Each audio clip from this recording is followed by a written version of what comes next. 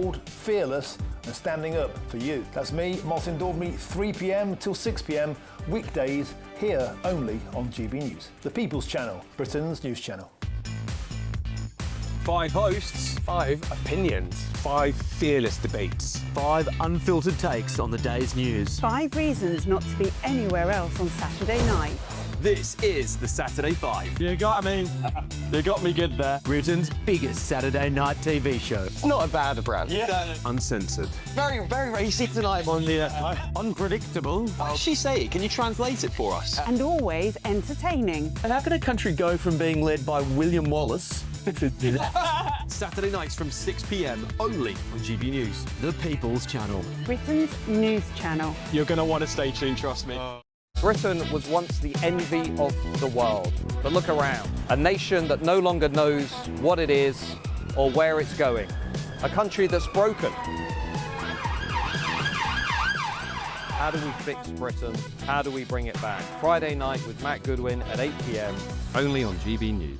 Hi, I'm Michelle Dewberry and my show is your opportunity to cut through all the noise and dive in headfirst to some robust debates. Ideas clash. Situation, isn't it? No, because the failure is you're deliberately avoiding my point. Nothing's held back. And if you think this is the end of it, wait for more. And we do not shy away from the difficult stuff. Sometimes I want to shake people and say, if only you understood. So join me on Jubes & Co weeknights at 6 p.m. only on GB News, Britain's news channel.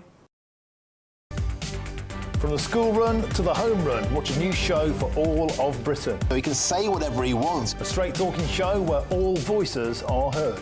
And, you know, when are we going to stop talking about smashing the gangs and actually do it? With the stories that matter from every part of our country. There's a bit of a crash landing there for your Chancellor. Bold, fearless and standing up for you. That's me, Martin Daubney, 3 p.m. till 6 p.m, weekdays, here only on GB News. The People's Channel, Britain's news channel.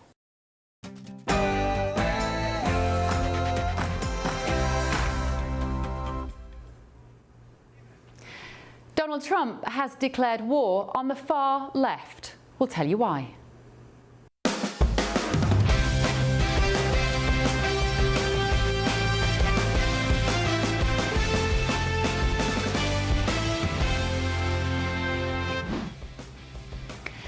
On The Late Show Live tonight.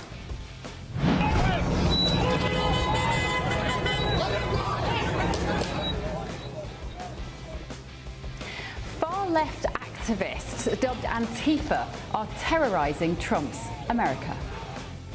But they have been very threatening to people, but we're going to be very threatening to them, far more threatening to them than they ever were with us, and that includes the people that fund them. But in an astonishing meeting just down the road from here a couple of hours ago, the president declared war on the masked idiots. We're going to have one of their victims, who was there today, in the studio any minute now to explain this huge political power shift. Frankly, I thought to myself, Britain is broken. Britain is broken. Now that is according to a new poll, but any of us could have told them that, couldn't they? Does America feel the same way? We're going to be finding out. And the most interesting stories from the front and inside the freshly landed newspapers. We are live, of course, in Washington, D.C., just yards from the White House, bringing you the stories that America's talking about, including this. This might become a historic clip. Remember where you saw it first. Suggestions that this is the moment that President Trump was told his Gaza deal had been agreed. And I'm not ready to die yet. I don't think God is through with me, and I ain't done working. Dolly ain't dead. Phew. Dolly Parton, why does she feel the need to let us know she's still alive and kicking? We'll tell you that. I'm Bev Turner, this is The Late Show Live, and your night is just getting started. But before we bring into our top story, let's bring you some breaking news. Donald Trump has said that Israel and Hamas have both signed off on the first phase of his peace plan. He said this means that all of the hostages will be released very soon. So suspicion is that was the moment we just showed it to you. This is literally just breaking now here in Washington, D.C. The president went on to say Israel will withdraw their troops to an agreed upon line as first steps towards a strong, durable and everlasting peace. So Huge news there. If you're just joining us, Donald Trump has said that Israel and Hamas have both signed off on the first phase of his peace plan. He said, this means that all hostages will be released very soon, and he added Israel will withdraw their troops to an agreed-upon line as first steps towards a strong, durable and everlasting peace. We'll be bringing more of you more of that story as the evening goes on. Let me know what you think. gbnews.com/your say. Are you confident that that will be a durable and everlasting peace? So moving on to the other top story tonight. Donald Trump is smashing a gang. The epidemic of left-wing violence and Antifa-inspired terror has been escalating for nearly a decade. At universities, Antifa has organized riotous mobs to attack campus speakers. I see it all the time. And these are agitators, anarchists, and they're paid. But they have been very threatening to people. But we're going to be very threatening to them, far more threatening to them than they ever were with us. And that includes the people that fund them. So that was a long hearing, actually, today in the White House. Now, of course, Antifa. You'll know who they are, although they are a very amorphous mob. They turn up at protests. They wear black, they cover up their faces, they say they are anti-fascists, but are ironically rather violent. We have them in the UK, of course, too, but they're not as prominent as in America. So the president has already designated them a terrorist organisation, just like Sir Keir Starmer prescribed Palestine Action. Well, today, the president promised to smash the gang, unlike our own Prime Minister and his promise to do the same thing. He hosted a number of journalists who told of some of their experiences with the thugs. And I'm delighted to say that one of them in the room, who you heard at the end, was the Discovery Institute's Jonathan Cho. And Jonathan joins me now in the studio. Good evening. Thank you so much for coming in. Absolutely. How was it? What was the atmosphere like in the room this afternoon? Well, it was historic, to say the least, but among the independent journalists, and I want to make that very clear, we're not talking about legacy media members. We're talking about the independents who have been covering the front lines of Antifa in places like Seattle, Portland, and all along the West Coast. I think among the journalists, we were just thankful that President Trump simply acknowledged that Antifa is absolutely real. They are a domestic terrorist organization, and they have been causing chaos and mayhem in American cities. And in many cases, they've been functioning as the muscle for other very progressive and far left groups. They are different. I use the word amorphous, though, because there's no clear leader. We don't know their funding structure. We don't know, I mean, tell me if I'm wrong. You'll know more about it than I do. Do we know how they communicate with each other? Do we know how organized they are? Well, I think that's been the problem for so long, right? I mean, you've had a lot of the Democratic officials when they were in power and many in U.S. states saying that Antifa is just an idea. It doesn't exist. So that's been problematic. So finally, this year, President Trump acknowledging that Antifa is very real, that helps. That's the first step. But then the next step is to acknowledge that they're also very decentralized. And the way they work is they used, crowdfunding in many cases, mutual aid, what we call here in the States, where people just donate to their cause because they believe in it. And then that's how they stay off the grid. But what we've discovered through our own research is that Antifa is also getting indirectly funded through U.S. taxpayers, because a lot of the nonprofits in the homeless and housing sectors, as we're going to reveal, and we passed this research onto the Trump administration, what's happening is that Antifa is being brought along, again, in many cases. For example, a group like Stop the Sweeps, they're there to get in front of the police when they're moving these encampments in U.S. cities, where they're prevalent in places like, again, Portland, Seattle, San Francisco, and Los Angeles, and they're being brought in to enforce and also to cause a crisis. And that's how Antifa's been so successful, and that's also how they're getting funded. Because they're professional agitators, yes, in many ways, aren't they? And it's often, and I've seen it, I've been at protests in London, we had the Freedom March, we've had various patriotic events, and suddenly there is a masked group that will appear seemingly out of nowhere,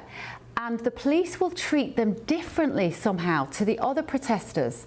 They seem to get away with a lot, and it's always been a little bit mysterious to those of us, who work in the media, but even just stood there as an observer wondering, where do they come from? Does Trump want to get to the bottom of that and literally, metaphorically, demask these dangerous people? Yeah, absolutely. As you brought up, from outing and cutting off the funding source to also targeting some of these nonprofits supporting Antifa. That's what the president's going to go after. But what really came out today that was refreshing for a lot of the independent journalists is that President Trump heavily criticized mainstream media for failing to tell the entire story. And that's how the American public has really not been getting all of the details into what Antifa is about. And I really believe that we're in an information war right now, right? It's the independents, conservative media who are trying to show what's happening on the front lines, like the video that you showed your audience earlier this evening. But then if you look at mainstream media, NBC, ABC, CBS, CNN, MSNBC, you don't see any of this stuff. I think part of the problem, though, Jonathan, is in the language that we use around this issue, because Antifa seem to think, like I said in my introduction, about the fact they have a monopoly on what is right and what is good. They are anti-fascist. They would consider themselves to be anti-racism. They consider themselves to be anti-hate. And somehow we have to find the words to describe what they actually are as opposed to what they are not. Right, and you know, at the end of the day, you know, Antifa doesn't have a club where you can just sign up online and you get a membership card. It doesn't work that way. However, by all accounts, and based on my own personal reporting and talking to other journalists over the past few years, Antifa ultimately wants to destabilize America. They hate capitalism, and essentially they want to usher in a violent revolution to upend the United States. And the UK. That's what we're seeing. And that's what we're seeing. And that's why there's so much violence and mayhem behind this group. Yeah. Happy day then, Jonathan? It's a happy day. It's a start. Yeah, it's a start. But to have the president, to recognise them, to give you the time this afternoon, I thought, and to listen to all the journalists there in the room, I thought it was remarkable. Unprecedented, a big deal, and it's energized us to keep on going. Good. Right. Great to see you. Thank you so much. Jonathan Cho there from the Discovery Institute. OK, let's also, on this same story, get the take of journalist Jack Hadfield. Jack, a very good evening to you. Thank you for joining me here on The Late Show Live. Now, this isn't a problem that is confined to America. How did you feel seeing this hearing, acknowledging that Antifa is an organisation in that room of very influential people? I, for one, was utterly heartened by it. No, I've been exactly the same. You know, I've seen the behaviour that Antifa have done, both in over there where you guys are in the US and back home here in Britain.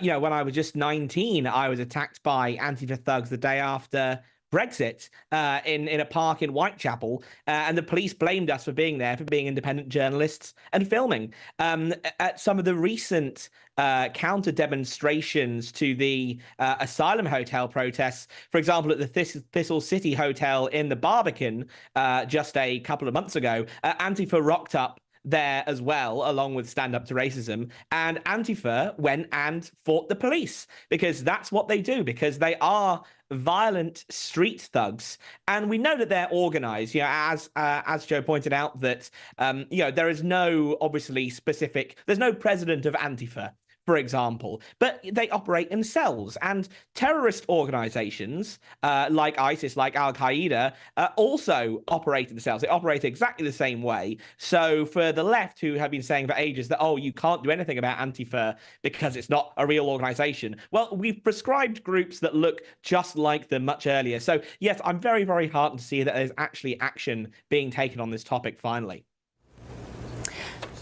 Jack, I'm fascinated about, like I said, about the language around this issue, because Antifa sounds like it's something that they had called themselves. But obviously this is just a kind of nickname, effectively, that's been given to them by other people. I think part of their power is in the fact that they're very difficult to describe, because there is no clear leader. That's why they cover up their faces all the time. They're very decentralized as an organization, and I guess what we would have originally called them is maybe the anti-capitalists. I'm thinking about, I mean, they gained prominence, really, didn't they, in about the 2010s as an entity, Antifa. But were they originally what we would have considered to be the anti-capitalists? Yes, that's true. I mean, you'll have seen Antifa and others be involved, for example, in the Occupy Wall Street movements around in 2011 or so. But they have had their history, you know, they will trace themselves back to Germany in the 1920s, 1930s. They will trace their heritage to these communist groups that were there in Europe at the time, and then have existed really for most of the 20th century. But they've been more under the radar for those who haven't seen them. As I said, they certainly have had a lot more prominence within the last decade. You know, I can remember very well when I was at university seeing all these stories of what was happening in the States where, for example, somebody, say, like Milo Yiannopoulos would turn up to speak at a campus and Antifa would turn out and have a riot there. There was, of course, the March for Trump in 2017, a massive clash between patriots and Antifa there as well. So they really have been getting into more prominence over the last decade. Obviously, they were involved in the Summer of Love in 2020 with BLM. And as Joe mentioned, you know, these groups are supported by normal sort of moderate progressive sort of left-wing organizations. Even if it's not giving them money, you'll see, for example, there was an employee for one left-wing group who was caught on camera giving out weapons to BLM and Antifa rioters. And these people have links to all the same sort of deep state NGO, you know, woke funding stuff that's going on there. So even if these people aren't giving them literal financial help, they'll certainly be giving them material help, and you will never, ever see anybody say, like George Soros, come out here and condemn Antifa violence. Interesting. Yeah, Donald Trump named George Soros recently, didn't he? Somebody wants to take a look at. He might get pulled into this vortex of clamping down on Antifa. Remains to be seen. Thank you so much, journalist Jack Hadfield there. Let's go back to our breaking news. My guests are in the studio this evening, Greg Swenson and Eric Ham. Delighted to see you, gentlemen. Thank you so much. Eric, you came back. Well done. I see you often, Greg. Great to see you, but never normally in America. First time. Wonderful. First time Thank you. But I'm sure you've both just heard this incredible breaking news, actually. The president has said that Israel and Hamas have both signed off on the first phase of his peace plan. So we think this was the moment we saw this afternoon. We might just play it for you again. Greg, do you think this is what happened when Marco Rubio passed him a piece of paper today and he nodded? I think so. Yeah. I mean, that seems like something that Marco would do. And they always want to give the president the credit, right? So Marco Rubio might have been doing the heavy lifting, or Steve Witkoff or Jared Kushner, but of course I think ultimately the president likes to make the announcement, and so I think it's a bit of a teaser. You know, we don't really know the detail yet, but it sounds like it's coming. It sounds like we're close. Your reaction, Eric? I think it's welcome news, but again, I think we do need to see it actually come together. Is there an actual deal? And of course, the devil in the details. And more importantly, do they actually get those hostages back? That's so important. Yeah, if you're a hostage family tonight, you will be a family of a hostage. You will be feeling, I imagine, extremely optimistic, but extremely cautious at the same time. Hopeful. Until you have your loved ones back in your house, you are not going to they've gone through this before. Let's also then talk about this other big story today from Washington. Antifa recognised, put in the spotlight by the president.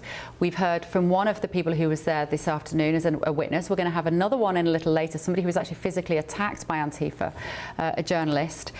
Your assessment of it, Eric? What do you think's going on here? You look a little bit cynical. You got a bit sceptical look on your face to me. Because I'm confused. Like, what is Antifa? Who is Antifa? It just seems oftentimes when we say Antifa, it's almost as if when the president says Antifa, he's talking about an actual person or an actual organization, whereas it's really just an ideology, but he likes to say Antifa, Antifa, Antifa. But we still don't know, and I think we've had this conversation already. I share your confusion on this, but aren't you heartened that he's going to try and find out the people behind the masks? No, because again, when you say Antifa, and I think with the president, like everything, he's made it an issue of left or right, and then somehow they're the enemy, as if they have done a lot of damage, or as if they're terrorists, because that's what he's attempting to do, to categorize and organize. Well, he has prescribed them as a terrorist an ideology as terrorism. But I don't know if you can actually organize an idea as terrorism. Terrorism is an act. And I don't think when you see people carrying out these acts, I don't think they're doing it because, again, Antifa, what does Antifa mean? Well, it's anti-fascist. Anti-fascist. So they're against fascism. And I don't think we're necessarily categorizing people who are doing bad things or labeling people in the right way, because those are terrorists, not necessarily Antifa. Greg, I share some of this confusion as well. This is why I say the language of this is really important, and partly because we've had our own Prime Minister talking about people going out on the streets as being far right. And so the waters are so muddied on the semantics, and it's so important. Yeah, I think, look, whenever someone does something unpleasant in the UK, Keir Starmer or his lot will say it's the far right. And it's not far right to say that, we're upset that illegal migrants are coming over on rafts and then staying in hotels and getting, free mobile phones and free food. That's not far right. That's just common sense. And I think if you look at Antifa, they beat the hell out of Andy Ngo twice, almost to death twice. Well, Andy we're going to be talking to later in the show. I'm glad. He's a friend of mine, and I know he's a friend of GB News. And so it was great to see him in the White House today, because he's gone through so much, and just to have that opportunity to be in the Oval Office or in the White House with the president was a great day for him. So your reservation is what? That Donald Trump is somehow politicizing this issue with a left versus right prism, through a prism, and therefore causing more division.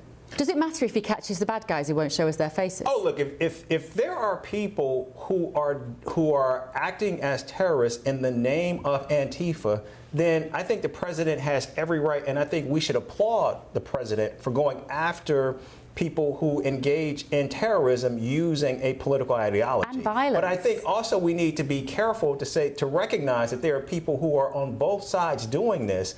And I also think we have to be careful, because people who are demonstrating in Chicago right now are not, or may be, Antifa, but that does not necessarily make them violent, and it does not make them terrorists.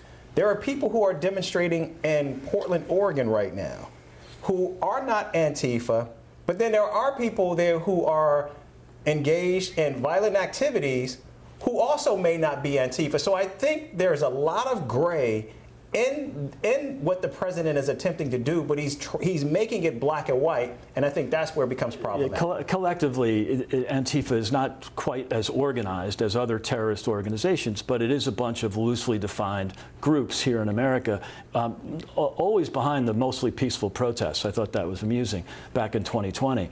When they say it's mostly peaceful protests. In Chicago right now, 4 Antifa cars, whether they're Antifa or not, but they likely are, surrounding ICE agents and threatening ICE agents, putting bounties on ICE agents. That was done recently, and from a trend. No, that was an actual gang. Yeah, that was not Antifa. That was an actual street gang that actually did that. So I think we need to be clear. Yeah. So it's either street gangs or TDA from Venezuela, or Antifa, or maybe a mix of all of the above. But there's crime happening in Chicago, and I know because I live there. So your worry then, Eric, is that somehow this will be a label that will be placed upon somebody who might happen to hold anti-capitalist views, for instance, or anti-Trump views, or anti-border control views. They'd be slapped with the label of you are Antifa and therefore you're a terrorist and therefore you're going to jail. Exactly. I can be Antifa. Please, no one come arrest me. I can be Antifa, but that does not mean that I am attacking ICE agents. That does not even mean that I am out demonstrating. But that does not also mean that I should be targeted by Donald Trump's Homeland Security or National Guardsmen, because I actually agree with the idea of what Antifa stands for. And do you know what this makes me think, Greg? This is just making me think about the situation in the UK, where Keir Starmer has looked at people, as you say, who might go with a placard outside a migrant hotel, and he has stamped the label of the equivalent, which is you are far right. And I think Donald Trump is just almost reacting in a sense. He's like, no, we've had it for too long. We are sick of the political right being labelled as something that we're not. I'm going to do it back to you. Now, you're saying 2 wrongs don't make a right. But something has to be done about these professional agitators. We saw them in New York last night with Ben Leo. They've always got their faces covered. They don't want to be seen. And I, for one, applaud the ambition, even if it needs to be flushed out a little bit more as to who these people actually are. Yeah, and they don't get enough pushback from many of the politicians on the left in this country. They don't get criticized, and they should. And then back to the UK, you know, it's if you protest outside of a migrant hotel, you go to jail. Yeah. If you put up a sign on Big Ben that says "From the river to the sea," that's okay. That's public. You know, that's exercising your right to protest. So you know, there's definitely two-tiered justice in the UK. That's for sure. We don't want to see it here. Do you have this phrase two-tier justice in America? Something we do. Does it exist? Does two-tier justice exist? Yeah. I think some people might say that it does. Because if you ask any Brit right now, they'll tell you, yes, it absolutely does. But anyway, we've got an hour and 45 minutes, fellas, to dig down into much more of this. So stay with me. Keep your messages coming, won't you? gbnews.com/your say. Still to come this evening. I thought to myself, Britain is broken. The beauty that stretches all the way from the south down to the Shetland Islands. A country that has weathered so many storms and never stopped building its future. Is that really broken conference, or can we renew it? Is Britain broken? Well, our leaders are divided on that, but the public are not, according to one spectacular poll. You don't want to miss it. This is The Late Show Live, only on GB News.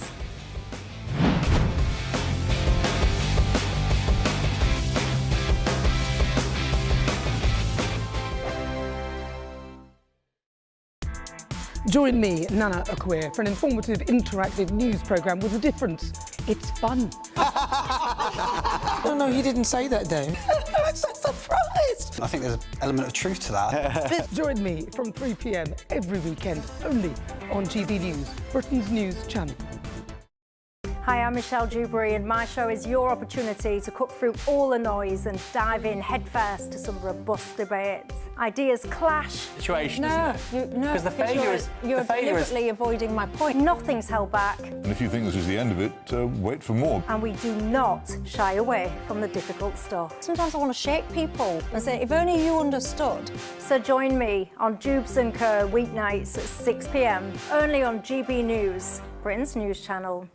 Britain was once the envy of the world. But look around. A nation that no longer knows what it is or where it's going. A country that's broken. How do we fix Britain? How do we bring it back? Friday night with Matt Goodwin at 8 p.m. Only on GB News. Mornings don't have to be tiresome, especially if you have the right company. Wake up to news as it happens, opinion and debate, and of course, a little bit of entertainment too. Because when the kettle's on, we're on. That's Breakfast on GB News, a show worth waking up for. Every morning from 6 a.m. Only on the People's Channel, Britain's news channel. We'll spread the news, you spread the word. From the school run to the home run, watch a new show for all of Britain. He can say whatever he wants. A straight-talking show where all voices are heard. And, you know, when are we going to stop talking about smashing the gangs and actually do it? With the stories that matter from every part of our country. There's a bit of a crash landing there for your Chancellor. Bold, fearless and standing up for you. That's me, Martin Daubney, 3 p.m. till 6 p.m. weekdays here only on GB News. The People's Channel, Britain's news channel. In the GB newsroom, we bring you the news as it happens. With our team of dedicated journalists across the UK, we're ready to keep you up to date with what's happening every half an hour, every single day. Bulletins here on GB News, the People's Channel, Britain's news channel. Westminster's full of talk, but out here, it's the real world. Am I allowed to talk now? No, that's it. This is where it matters, real people and real lives. That's what politics is all about. In fact, has Trump made a good start? No. Straight answers, no spin, and just a couple of pints. How many fingers have I ever got up? About 10. So join me for Lee Anderson's Real World every Friday at 7 p.m. only on GB News. The People's Channel, Britain's news channel.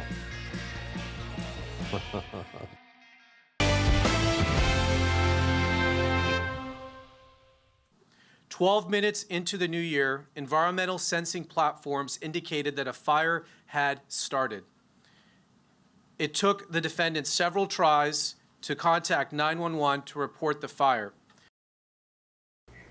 That was an official in California revealing that a man has been charged today with starting those deadly fires in the Palisades. Do you remember that particular area of Los Angeles? It killed 12 people and ruined loads of houses. We're going to be saying, we're going to be telling you all about that and what was said today on that. First of all, though, back in the UK, is Britain broken? Well, Prime Minister Keir Starmer suffered another blow today. A staggering new poll revealed that 2/3 of voters disagree with him when he says that Britain is not broken. Even the most optimistic age group, young people, you know, by the time they get to the age of me, Eric and Greg, the optimism's all gone, hasn't it, fellas? Well, the age group, the young people, they even think Britain is broken at 56%. According to the latest opinion polling, Reform UK's lead has grown to 13 points as the Conservative Party conference closes in Manchester today, which is just shocking. And actually, 91% of Reform voters said that Britain is broken, but even 59% of Labour voters said that it was as well. I'm going to talk to my American guest in just a moment. Let's go back to Britain, though, and talk to Jack Cadfield. Jack, terrible news for the Labour Party, terrible news for Keir Starmer. How do you even begin to convince a country that it's not broken when the statistics are saying that even Labour voters think that nearly 60% of them say, yeah, we're in a mess? Exactly. I think it's pretty obvious that Britain is broken. I mean, another stat that obviously just came out today, you know, we had 36,000 small boat arrivals, you know, a new record. Mass immigration is an all-time high. The economy is plummeting. Petty crimes like shoplifting has gone through the roof. You know, people see that their country is no longer what it used to be. You know, there's a new phrase going around, which is that we're not in Britain, we're in the UK, you know, YOOKAY. And that's been used by a lot of people online to sort of describe the state of the country right now, where it just looks dirty, broken. It's something that none of us recognize. It's something that's all new and strange and, you know, post-Blair and post the Boris wave. Now, this country is not the country that my grandfather, my father grew up in, or even the country that I was born in. You know, I'm a 1996 kid, and even so, it looks so remarkably different. You know, that was a time when people voted for Tony Blair on a wave of hope and optimism, brighter future, cool Britannia. You know, people don't see that that's what they're going to have now, which is why Reform is so high in the polls, because people think that they need a radical, you know, new change to be able to undo some of the damage that's been done, really, certainly over the course of my lifetime, and perhaps even a little bit further back than that.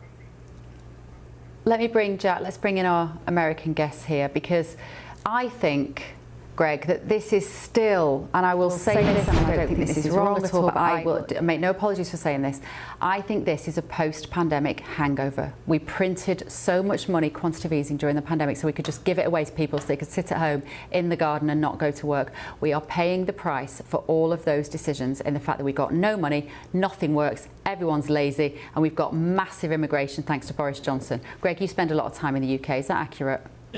Totally. It's completely broken. It didn't just start with the pandemic. I think, you know, Boris was governing from the center left in 2019 and 20 with the climate change nonsense, the net zero, price caps. I mean, who would expect price caps from a party allegedly of the right, and increase in taxes everywhere, hostility to the energy sector. So it was a center-left government, even though they were the Tories. And that was going, you know, it's 14 years. And then the pandemic, obviously, just gave them a license to print more money, to expand the welfare state, which again you'd expect from a party of the left, and then now we have the party of the left, which is just making it worse. Eric, what's your assessment of why? I don't know how much time you spend in Britain. I know I've spoken to you down the line on many occasions when I've been in the London studio, but it's is there something similar here in the air, but maybe for different reasons for you?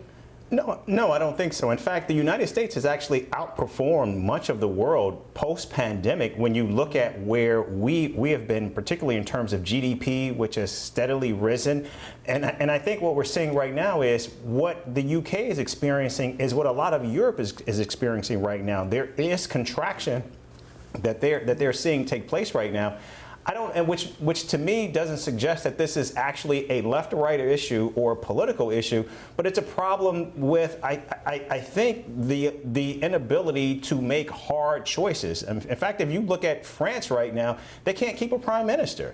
And so I think what we're seeing right now is this is a problem that is facing a lot of countries right now, and which way they go, how do they fix this, I think it's still unclear at this point. Well, they're going to try and fix it with digital ID, Eric. That's what they're going to try and do, is get everybody into... That'll solve everything. That'll solve everything, won't it? Then we'll all be happy in our digital cage. Let's also deal with this breaking news, gentlemen, because, of course, people might just be tuning in at 12:30. The President has said in the last few moments that Israel and Hamas have both signed off on the first phase of his momentous, historic peace plan. CNN is now reporting that the Israeli hostages are expected to be released on Saturday or Sunday this weekend. Benjamin Netanyahu has said, "Tomorrow I will convene the government to approve the agreements and bring all our dear hostages home," which is remarkable. This genuinely is an historic day if, as we hope, this agreement becomes action. And that is the risk here, of course, that anything can happen at the very last moment when you're dealing with emotion on both sides, you're dealing with conflict, you're dealing with war, anything could happen. But at the moment, we're hoping, Greg, this is the news we've all been wanting. Not least because there'll be people at home in the UK going, well, it doesn't really affect us, does it? It doesn't really matter to me. Our wave of migration that we have had from the Middle East in the last 15, 20 years is absolutely predicated on decisions that were made to decimate the Middle East, and those displaced peoples ended up in the UK. If this now triggers a period of stability within the Middle East, that will be great news for everybody, Greg. Yeah, no, it is great news. And I think, before the announcement last week, I was hoping that it would include unconditional surrender by Hamas. But in many respects, with the exception of the release of the prisoners, the terrorists that are now in prison in Israel, with the exception of that, it almost is an unconditional surrender. So the most important thing is the hostages come back this weekend. That's fantastic news. So I think there's a lot of optimism here. And you're right, Bev. I think this will solve a lot of the problems that have been created by mistakes made in the Middle East. And so close to October the 7th, Eric, there's a sort of poignancy, isn't there, about the fact that this has been agreed. Only, was it yesterday, that we saw those riots, protests on the streets of New York. Ben Leo was there talking to people. Protests all over the world with Palestinian flags. Those protests should now stop immediately, shouldn't they? Well, that is certainly the hope, but we're talking about 72 hours, and given how fragile and how violent this situation has become, I think anything can happen, and I think everyone is extremely hopeful that, more importantly, these hostages can be returned, both dead and alive, and I think that's what everyone wants. And I still think there's still a lot of loose pieces, a lot of loose cannons. I mean, we have to be, I think, very mindful of what Netanyahu would do. We still have to remember there are still missile strikes taking place in Syria. You talk about people fleeing the region and coming to the UK. I think as long as we see the Middle East as a powder keg, I think there's always going to be people fleeing. Hopefully this is the first domino to fall that will allow not only peace in Gaza, but also we can find a way to end a very volatile situation in Syria. Many people thought with al-Bashar Assad leaving, that would be a much smoother situation. It hasn't been, but the hope is this is the beginning of what will be a relative period of stability in the region. Okay, fantastic. Jack Hadfield, Eric Ham, Greg Swenson, thank you so much. Still to come tonight on The Late Show Live.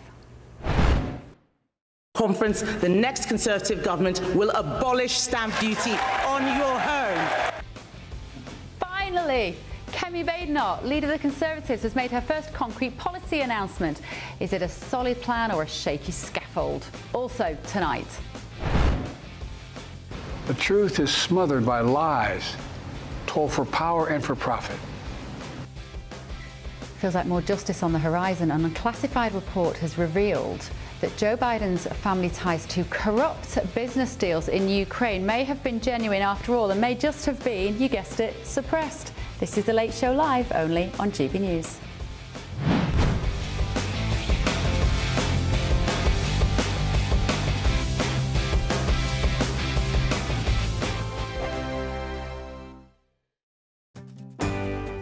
I'm Michael Portillo. This is GB News, the People's Channel, Britain's news channel. Westminster, the ultimate clique. And you're fighting like rats in a sack. But here on the Camilla Tominey Show, we ask the questions the establishment media is too scared to ask. OK, let me ask you a straight question, because I know you're a straight-talking politician. Whether it's net zero, illegal immigration or law and order, nothing is off-limits. You had the power then. Yeah, as I say, now you've lost it. That's the Camilla Tominey Show, a politics show that's fearless. No, let me finish my question if you don't mind, because it is my show. Sundays at 9:30, only on GB News, the People's Channel, Britain's news channel.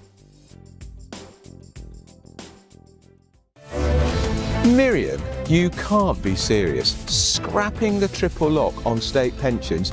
Madness. Andrew, we just can't carry on pretending. The numbers just don't add up. We've got to be honest with people. We've got to face the facts. That's what people want. Well, that's what you get on GB News and on Britain's Newsroom. Lively debates, lively conversation. Britain deserves a newsroom that puts the facts and your voice first, and we're not afraid to hold power to account. And each other. So join me, Andrew Pearce. And me, Miriam Gates, for Britain's Newsroom, weekdays from 9:30 on GB News. The People's Channel, Britain's news channel. At GB News, we love to hear from you, our loyal community. So drop us a line at gbnews.com/yoursay. There you can talk to each other and also to the presenters live on air. gbnews.com/yoursay, because GB News is your channel, Britain's news channel. Westminster's full of talk, but out here, it's the real world. Am I allowed to talk now? No, that's it. This is where it matters, real people and real lives. That's what politics is all about. In fact, has Trump made a good start? No. Straight answers, no spin, and just a couple of pints. How many fingers have I got up? About 10. So join me for Lee Anderson's Real World every Friday at 7 p.m. only on GB News. The People's Channel, Britain's news channel. From the school run to the home run, watch a new show for all of Britain. So he can say whatever he wants. A straight-talking show where all voices are heard. And, you know, when are we going to stop talking about smashing the gangs and actually do it? With the stories that matter from every part of our country. There's a bit of a crash landing there for your Chancellor. Bold, fearless and standing up for you. That's me, Martin Daubney, 3 p.m. till 6 p.m. weekdays, here only on GB News. The People's Channel, Britain's news channel. I'm Stephen Dixon, and thanks for joining us on GB News, Britain's news channel.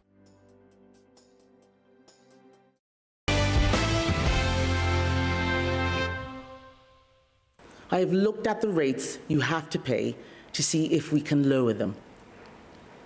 I have decided that we can't, because that simply wouldn't be enough. Conference, the next Conservative government will abolish stamp duty on your home. That was Kemi Badenoch doing a sort of Simon Cowell when he used to say, I didn't like it, I loved it. We're saying we can't reduce them, we're going to scrap them. That was today's party conference. We're going to be talking about that in a little while. Was it good news for you? Let me know on your say. But let's have a quick look now at the newspaper front pages. The Times, just landed over in the UK, says that Badenoch is building a case to abolish stamp duty. It really grabbed the headlines, this story, in a way that Kemi Badenoch has frankly failed spectacularly to do so far. The Daily Express, I will axe stamp duty to help millions buy a house, with a very smiley Kemi Badenoch. The Sun, they have gone, as they often do, with a Madeleine McCann story. They've led with, I want Maddie back, calling me mum, with the face there of Kate McCann. And Washington Post here in America, a quarter of FBI agents are assigned to immigration enforcement. This is according to internal data. The intense focus on immigration has raised alarm amongst FBI agents who say that morale is low across the Bureau. They've got less time to dedicate to national security, white-collar crime and complex cases. I'd be interested to know what my guests here in the studio make of that. And the New York Times, the president is saying that Gaza talks are going well, and he may well go to the Middle East. Well, that shows how old-fashioned newspapers date very quickly. We've had the breaking news this evening that Hamas and Israel have agreed on that deal. I suspect, let me ask both of you, Sue here, will he go this weekend anyway, Greg? I wouldn't be surprised. I think he will. Yeah, I mean, he's already, sort of teased it. So yeah. I think, that he will make that move. I think that's exciting for the president, and this is really important to him. Yeah. Let's go to GB News contributor, friend of the show, friend of the channel, comedian Steve Allen, the better of the Steve Allens. This is Steve N. Allen joining me now. Steve, great to see you. So Donald Trump, if this all works out, the president should surely get the Nobel Peace Prize.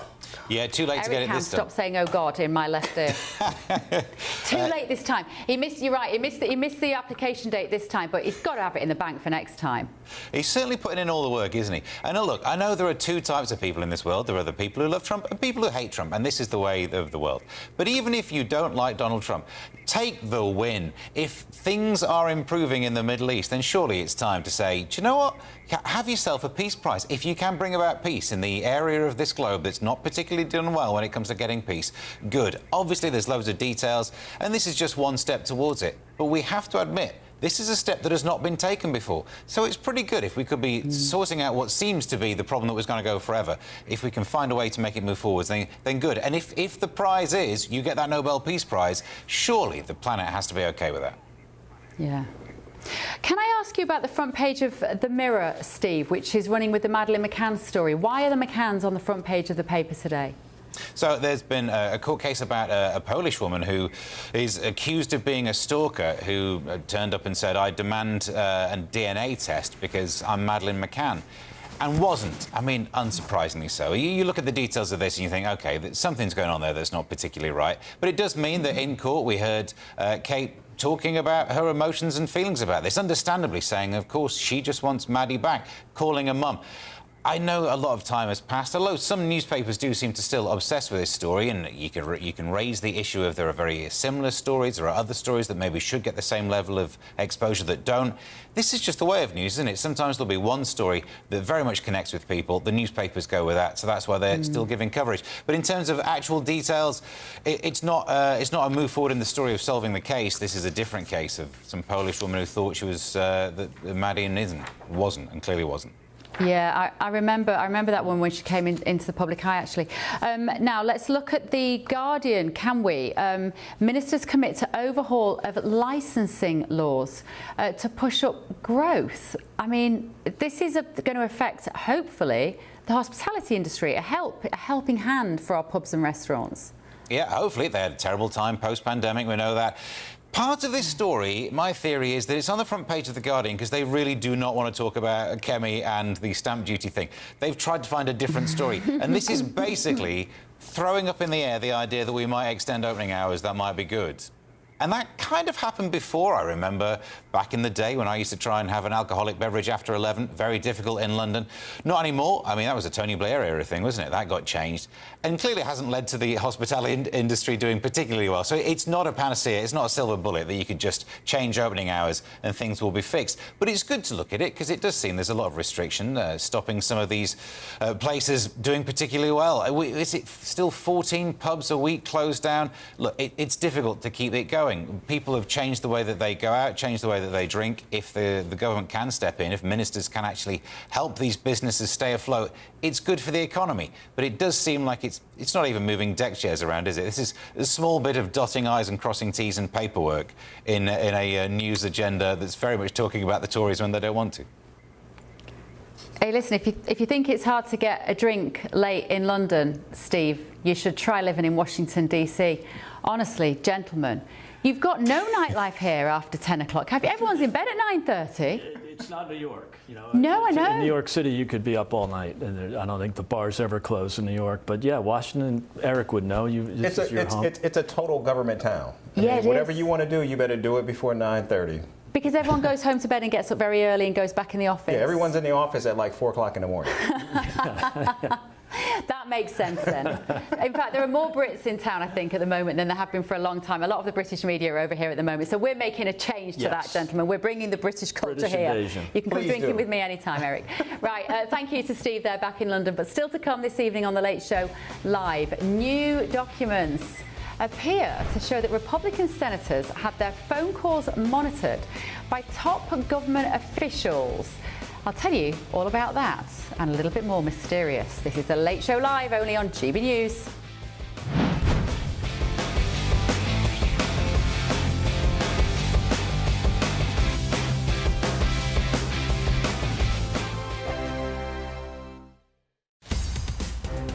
In the GB Newsroom, we bring you the news as it happens. With our team of dedicated journalists across the UK, we're ready to keep you up to date with what's happening every half an hour, every single day.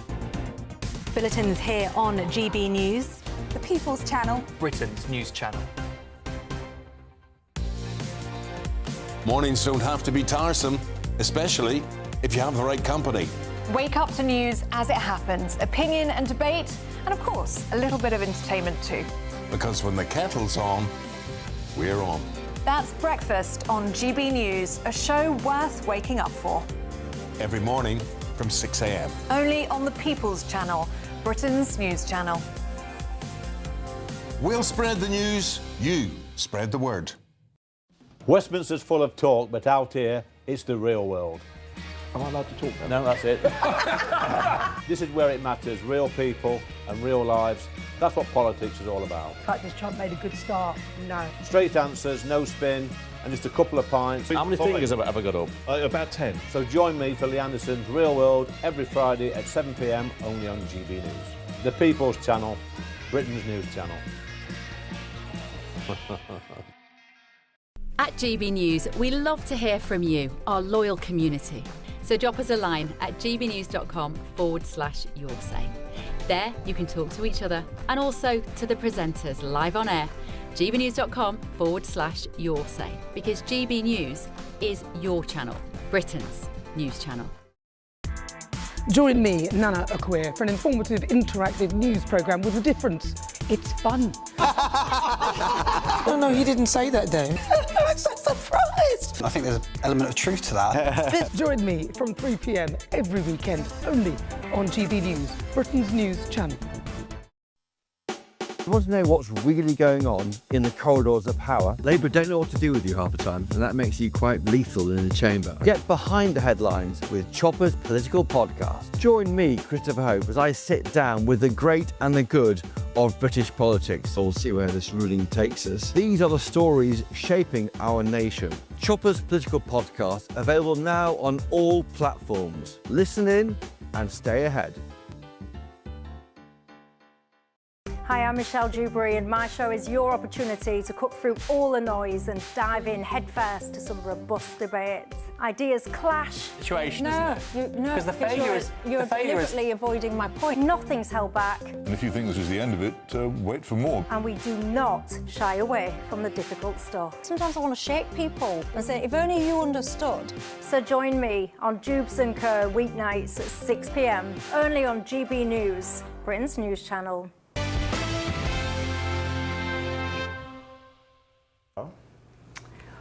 Welcome back to The Late Show Live on GB News. Now, there is news that the FBI has come under fire for allegedly monitoring the phone records of multiple Republican senators in connection with its investigation into the January 6th Capitol Hill riots. So documents published by Fox News Digital showed the Bureau conducted a preliminary toll analysis, meaning that it reviewed information about when and with whom calls were made for at least 8 different senators. So let's understand this in a little bit more detail with Federal Defence Attorney Ron Chapman. Good evening, Ron. Thank you for joining me. So why is this so shocking? Well, in the United States, we, of course, have wiretap laws, which make it a felony to tap the lines of somebody and listen in on the communications. Unlike what Josh Hawley said, this isn't wiretapping traditionally, but this is very concerning because we have, I believe, 9 Republican senators. We notice in this report that the date is September 27th, 2023, which would have been after Donald Trump was indicted. And you should limit investigations like this to only those where there's a particularized need or evidence that would suggest that there might be further evidence gained from accessing this information. And what was accessed? Well, it's actually more harmful potentially than just the call volume or the audio from the call. It's data of where these senators were and all their activities in terms of who they call. Mm. And it was only Republican senators that were listened in on, and this was about the January 6th Capitol Hill riots. Is that correct? That's right. And in analyzing these reports, the best thing that I can tell, and as a federal criminal defense attorney, I look at reports like this all the time. It appears that what they were trying to do is find out the specific location of individuals around January 6th to see who was meeting with who.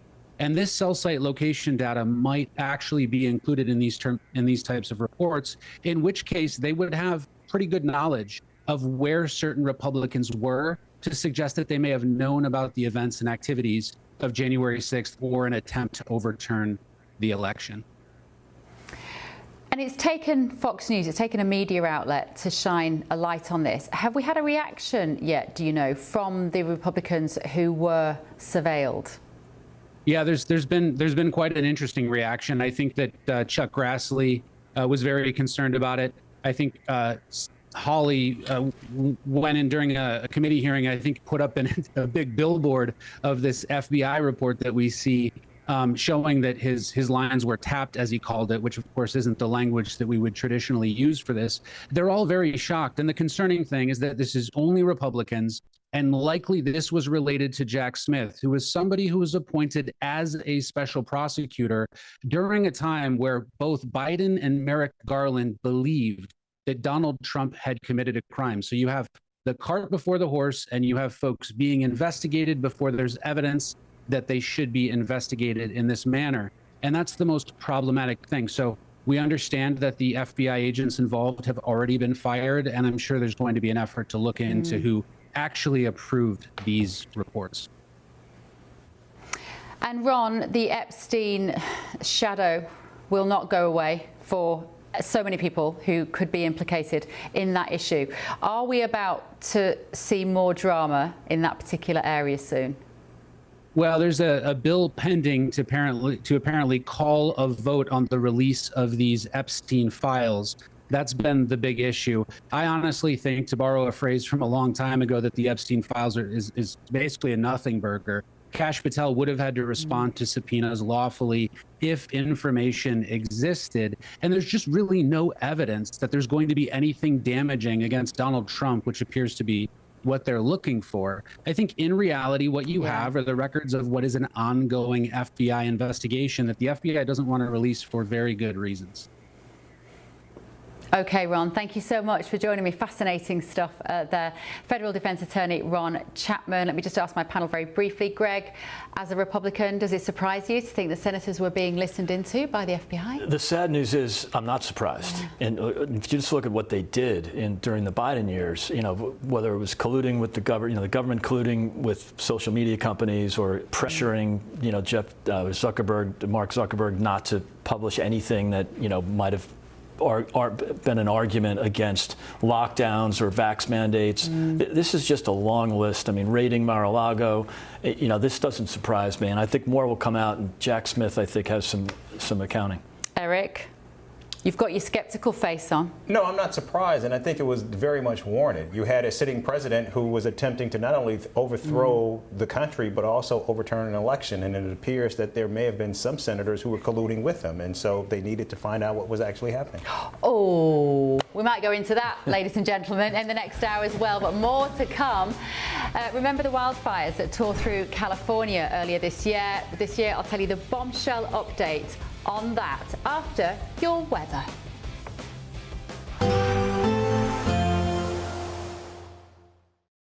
Today, clouds overhead. Total zen within. Box Solar sponsors the weather on GB News. Hello there, good morning. Welcome to your GB News weather update from the Met Office. Any fog patches soon clearing away this morning, leaving a mostly bright day for many, though some drizzly outbreaks expected at times in the west. So Northern Ireland, southwestern parts of Scotland, also northwest England, will see a constant feed of drizzle out from the west, so it could be quite damp at times here, particularly across any hilly areas.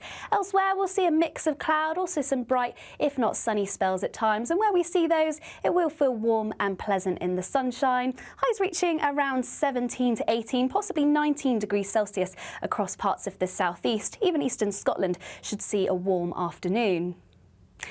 Now we'll start to see a change across Scotland through the course of the afternoon. It could turn quite breezy, particularly around coastal areas in the west. And once again, we'll see this constant feed of cloud, some drizzle, particularly across western hilly areas. There's slightly drier and brighter end to the day across the far east of Scotland. Northern Ireland, similar, fairly cloudy with some drizzle at times. Northwest England could see fairly similar conditions. Even across Wales, we could also see some drizzle across the hills. But for most areas, it should be another dry night. But once again, we'll see plenty of cloud start to feed its way in from the west. The best of the clearer skies are probably going to be across eastern England, but where we see any prolonged clear spells, that means we could be in for a chance of mist and fog during the very early hours of Friday. With plenty of cloud around, that does mean it should be a mostly mild night. Many towns and cities dropping around 9 to 10 degrees Celsius.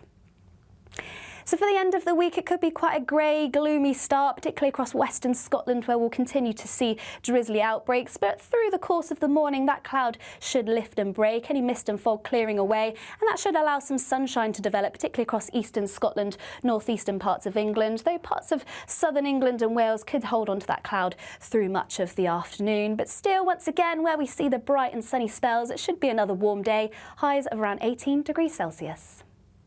Today, clouds overhead. Total zen within. Box Solar sponsors the weather on GB News. Mornings don't have to be tiresome, especially if you have the right company. Wake up to news as it happens, opinion and debate, and of course, a little bit of entertainment too. Because when the kettle's on, we're on.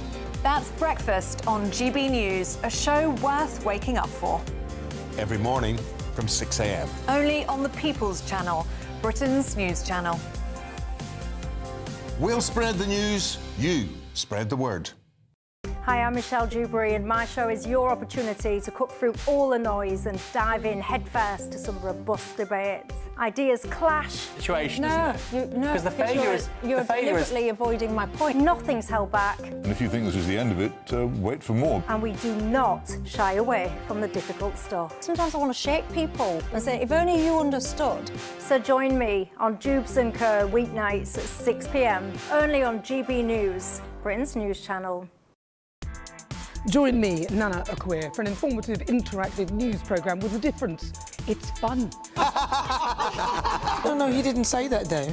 I'm so surprised. I think there's an element of truth to that. Join me from 3 p.m. every weekend, only on GB News, Britain's news channel. At GB News, we love to hear from you, our loyal community. So drop us a line at gbnews.com/yoursay. There, you can talk to each other and also to the presenters live on air. gbnews.com/yoursay, because GB News is your channel, Britain's news channel. Westminster, the ultimate clique. And you're fighting like rats in a sack. But here on the Camilla Tominey Show, we ask the questions the establishment media is too scared to ask. OK, let me ask you a straight question, because I know you're a straight-talking politician. Whether it's net zero, illegal immigration or law and order, nothing is off limits. You had the power then. Yeah, as I And say, now you've lost it. That's the Camilla Tominey Show, a politics show that's fearless. But no, let me finish my question if you don't mind, because it is my show. Sundays at 9:30, only on GB News, the People's Channel, Britain's news channel. From the school run to the home run, watch a new show for all of Britain. He can say whatever he wants. A straight talking show where all voices are heard.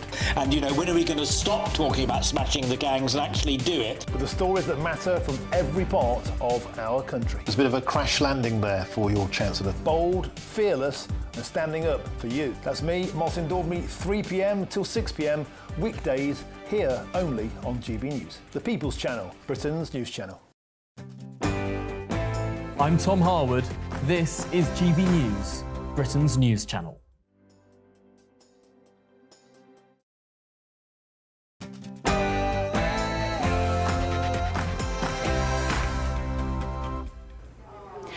On The Late Show Live, will this be the day that the President earned the Nobel Peace Prize?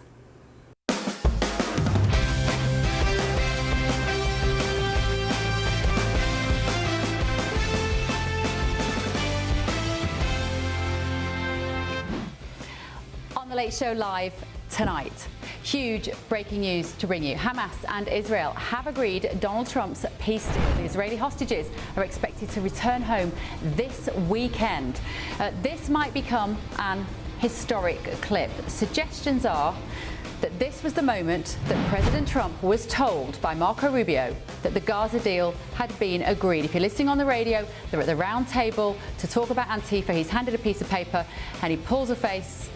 With Donald Trump, it's quite hard sometimes to know what he's thinking, but that face says, yeah, I'm okay. I'm happy with that.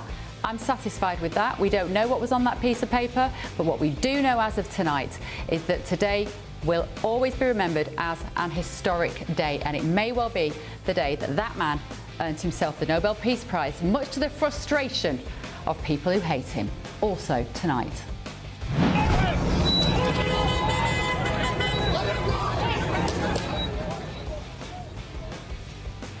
Far-left activists known as Antifa are terrorizing Trump's America. But they have been very threatening to people, but we're going to be very threatening to them, far more threatening to them than they ever were with us, and that includes the people that fund them. Absolutely astonishing meeting just down the road from here. A couple of hours ago, President Trump declared war on those masked, violent idiots. We're going to have one of their victims who was there today in the studio with me in just a minute to explain this huge political power shift. And the most interesting stories for you tonight from the front and inside the freshly landed newspapers over in the UK. We are, of course, live in Washington, just yards from the White House, bringing you the stories that America is talking about, including this. And I'm not ready to die yet. I don't think God is through with me, and I ain't done working. Dolly Parton, Dolly ain't dead. Why did she feel the need to let us know? We'll tell you that as well. I'm Bev Turner, this is The Late Show Live, and welcome to the second hour, where the stories are getting hotter, the pace is getting faster, the brakes have been dropped. No ad breaks here, don't go anywhere.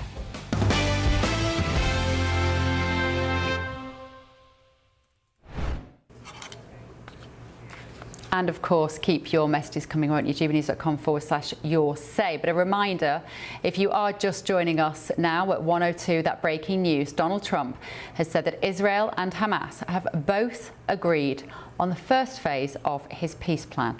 CNN is now reporting that the Israeli hostages are expected to be released on Saturday or Sunday, a matter of hours away. We're looking at live pictures here now of Tel Aviv. Benjamin Netanyahu has said, the quote is, "Tomorrow I will convene the government to approve the agreement and bring all our dear hostages home." We have just learned also in the last few moments that Benjamin Netanyahu and President Trump have spoken on the telephone. Netanyahu and Trump congratulated each other on the achievement of signing the agreement for the release of all the hostages, and Netanyahu invited Trump to address the Israelis this weekend. So let's go back to our top story tonight.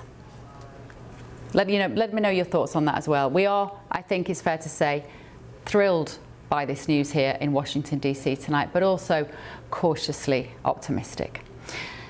Now, earlier today, American President Donald Trump cracked down on Antifa, the anti-fascists, who, I don't use the word organisation because they aren't officially an organisation, but who is running them, who is funding them, how they work together as a network will presumably now become a little clearer after Donald Trump's statements. Today, I'm delighted to say that I'm joined in the studio by Andy Ngo, who was at the hearing earlier today. Let's have a listen to how it went. And then I was ambushed in a mob beating, and I had never been in a fight. I didn't even realize that I was being assaulted until seconds in. And the punches came from everywhere on my head and my face, and I was bleeding out of my eyes and ears. And then they threw all the drinks in my eyes to humiliate me further and to laugh at me. And I was rushed to the hospital in an ambulance and CT scan, and I had subarachnoid hemorrhage, which is bleeding in the brain. I nearly died. And after surviving that, the reporting that I saw in liberal media it seemed to suggest that I had deserved it because they branded me far right. Joins me in the studio now, Andy. How was it today in there? Was it emotional? It was. I discussed the instances in the past where I've been beaten, and I kind of relived it in the moment in explaining it. But the forefront of my feelings was gratitude that we have an administration who takes this threat seriously. For many years, I've been reporting on Antifa for about 9 years now. For much of that, I did feel that I was just reporting into the ether. I mean, the prior administration didn't acknowledge that it existed at all, and now we finally have an administration that does and is pledging to treat the militant, violent extremists as the domestic terrorists that they are. So when you say you've been reported on them for that long period of time, how do you define who they are? Because this is one of the issues, isn't it? And this is why I think they've been able to escape scrutiny for such a long time, because they are quite hard to define. Yes, although in Portland, it's easier to define because they organize under the banner of Rose City Antifa. Those were the militants who were involved in beating, assaulting me, nearly killing me before. They have other autonomous chapters and cells, you can think of them, across the US, but they are extremely nebulous. They're hard to define in that they're decentralized. It's not a singular organization. You can't just take out the leader and the whole thing falls apart. You can think of it much similar to radical Islam in that there's an idea of violent militant anarchism, communism, and that their propaganda is put out in the ether and individuals are encouraged to organize or, if needed, take direct action at the individual level. And what happened to you, Andy? And I'm so sorry you had to go through that as a journalist, just trying to do your job and shine a light on something that is really dark. Just, if you don't mind, can you talk us through what did happen to you? In 2019, I was reporting on one of the many Antifa protests in Portland, and I was ambushed in a beating. And they beat me so severely on the head that I suffered a brain bleed. I nearly died from that. 2 years later, I returned on the ground, and that's the footage that's being shown now. And that was when I was chased through the streets of downtown and tackled to the ground. I was screaming for help, and all of the drivers just drove away. People walked around, and I was held in a chokehold and nearly was passed out from that. I managed to escape from that chokehold to run into a nearby hotel, and a mob amassed outside the hotel and were pounding on the windows trying to break in to get me. I'm so sorry. We're seeing the footage here, and apologies if it's very distressing at home. We probably should have given this a warning, so we apologise for this. Did anybody get held responsible for that? No, not in 2021, not in 2019. And why was that? Is it because the police will say, we have no idea who they are, we can't see their faces, they're completely covered up? Could you have identified them? Identified some people who I sued in a civil lawsuit. But the difficulty with trying to hold Antifa, for example, Rose City Antifa, accountable is a judge in Oregon dismissed Rose City Antifa from my civil lawsuit because they said they're not a registered entity. How convenient. Portland police closed the cases in my beating attacks because they said they couldn't identify anyone. Do you think there was political will behind some of those decisions? Yes, unfortunately in Portland, it's one of those jurisdictions completely run by Democrats, and Antifa function in many ways as shock troops for Democrats. Their goals are different, but their targets of violence and opposition are the same. And when you have a prosecutor who is compromised, and judges and potential jurors, police departments who are under political leadership. I think it's why I was not the first to be beaten by Antifa, and I wasn't the last. There was somebody who was assassinated in 2020. Well, there will be fewer, we hope, as of today, because of the actions of President Trump. Why do you think he's made this an important issue for him to tackle? What is it about Donald Trump that means that he hates this? He's quite hard to read when he sat there in the room. He can look quite impassive, can't he, sometimes? He's listening, though. You can see he's listening, but why is this important to him? I wonder if the assassination of Charlie Kirk pushed it over the line. I mean, legally, for an administration, it's going to be really difficult because the way Antifa organizes that, they're decentralized and they operate on deception. So the DOJ will have a lot of work to do. But the messages that were written on the rifle cartridges in the assassination of Mr. Kirk seem to suggest that the suspect had beliefs that were sympathetic or aligned with Antifa beliefs. Eric Ham was here earlier, and he was saying, look, this is, because they are so nebulous, as you said, it's impossible to hold these people accountable as terrorists because they are anti-lots of things, anti-racism, anti-hatred, anti-discrimination, they would say. And therefore, is the risk here that Donald Trump and Republicans can just point at someone and say, you're Antifa, and ascribe them an ideology which they may not have? They might just be a thug that likes to go out beating people up. Well, the charges that potentially what the DOJ could look at using to prosecute people is conspiracy. So that has a certain threshold of evidence that's required. Organization, which does happen. Communications, which does happen on these signal apps using burner phones. These are, in places like Portland, they are extremely organized. You don't have individuals who come up spontaneously wearing the same black uniforms with individuals bringing certain weapons and others acting as getaway drivers without some type of coordination. How well coordinated do you think it is in the UK? Because you spend most of your time living in London, don't you? In the UK, it's entirely different in that for one, firearms are removed from the picture. Yeah. So in the US, it's so dangerous because these people are told to kill their opposition, and some of them do take that type of action. So in the UK, it's been more so protests organized on the ground. They were involved in some violence last year when there were protests that were that broke out across the UK, and they organized counter demonstrations. But that was more brawls. So, but you think you can look across a protest, and I imagine with your experience in the way that you are so vigilant to these individuals, I bet you can spot them a mile off in a crowd, can't you? I can, yes. Well, that's why you were there today in the White House as an expert witness on this case. So will you sleep more easily tonight, Andy, knowing that this is now an issue which the president is taking seriously? You know, threats ebb and flow for people in the public eye who are somehow seen as a threat to the violent far left. And for a time, I was a bit more relaxed. Been many years since some of these assaults, but then with the murder of Charlie Kirk and some of the threats that have resurged since then, I don't rest fully comfortably. Andy, it's such a joy to meet you. I've been dying to meet you anyway, so it's an absolute pleasure. Thank you so much for being here and joining GB News tonight. My pleasure. It's great to see you. Right, moving on. Remember the story about the wildfires at the Pacific Palisades neighborhood in LA, California? Well, a man has been arrested. Turns out it wasn't just global warming. So the fire killed 12 people. It destroyed more than 6,000 homes and buildings. It was one of the most destructive wildfires in Los Angeles history. Do you remember? And of course, a lot of people rushed to blame climate change. They said, no, this is just, you just got to get used to it, because this is because you're all driving cars. This is because you've all got the heating on. This is the fact that we are ruining the planet.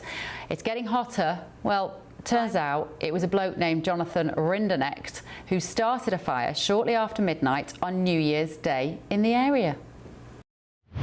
12 minutes into the new year, environmental sensing platforms indicated that a fire had started. It took the defendant several tries to contact 911 to report the fire.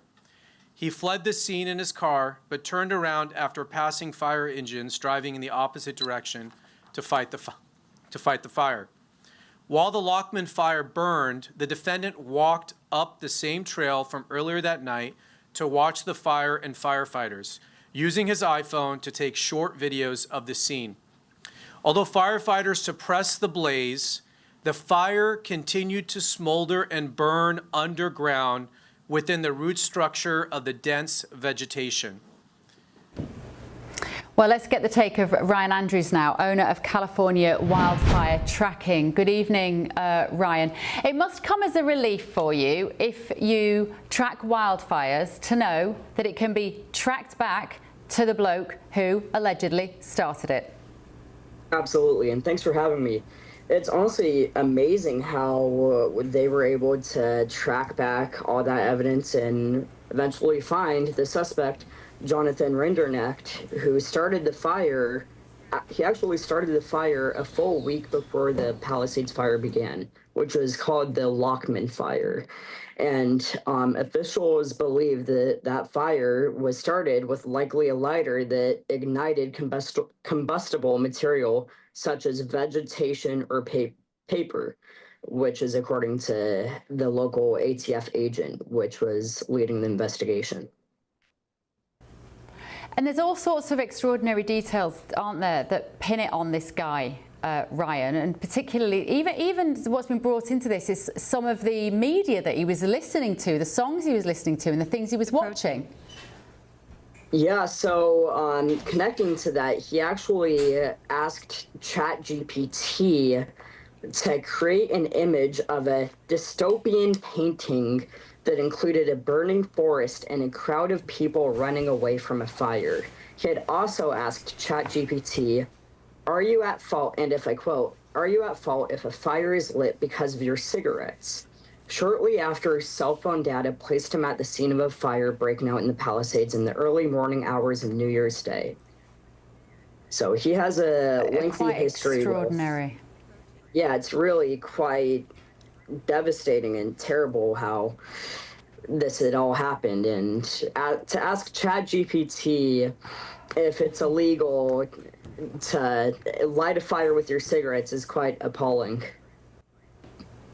And Ryan, I don't know whether you are familiar with that area. We've just seen the pictures there, which was immediately after the fire. And obviously there were these beautiful houses, these very old, especially by American standards, old properties. And do you have any idea what it's like now? Has it been rebuilt? So the rebuilding process is most certainly underway, but it is a very lengthy process. There are many homes, or what used to be homes, that are still completely leveled, as you see in this imagery. There is nothing but a foundation and some red tape blocking the area off. I actually visited the area shortly after it happened, and it's terrible. None of this stuff is, it just, you know, it's going to be a very long time until anything is fully back to what it was before the fire, if ever.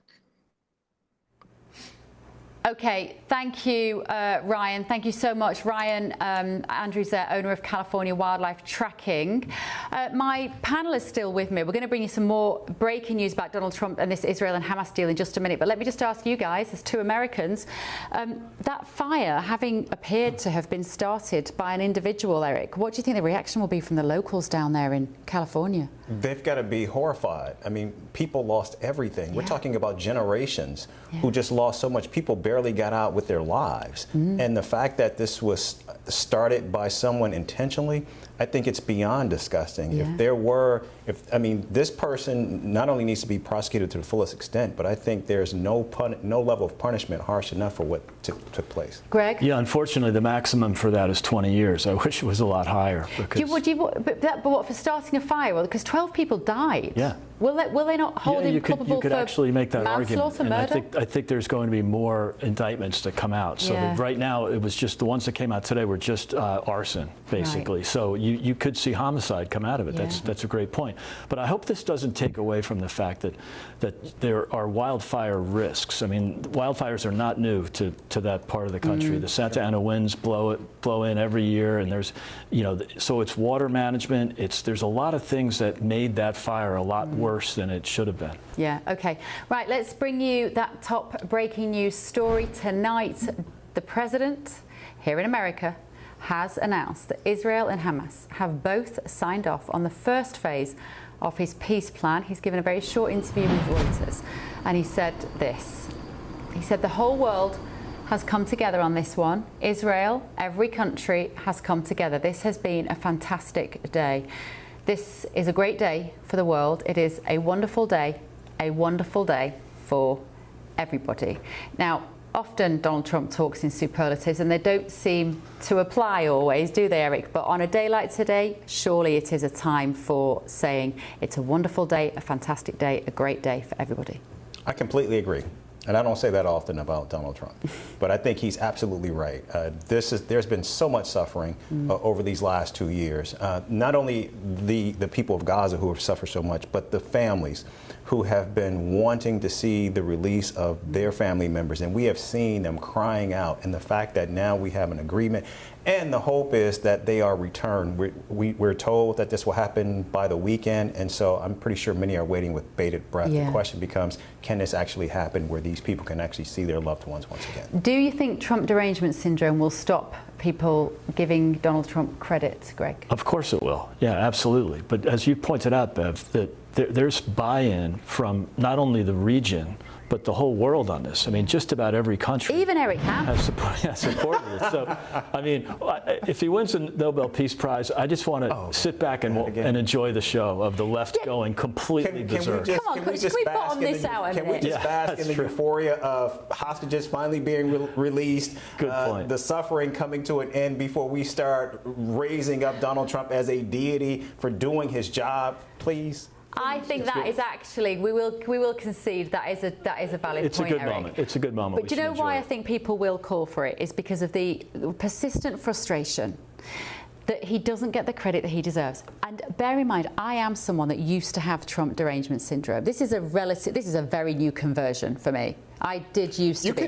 First term, I did not know what I was doing. I did not think that man should be in office. I didn't know what I was talking about. I didn't know where the threats were coming from, and I wasn't listening. So now, I think we just want you to share in our appreciation.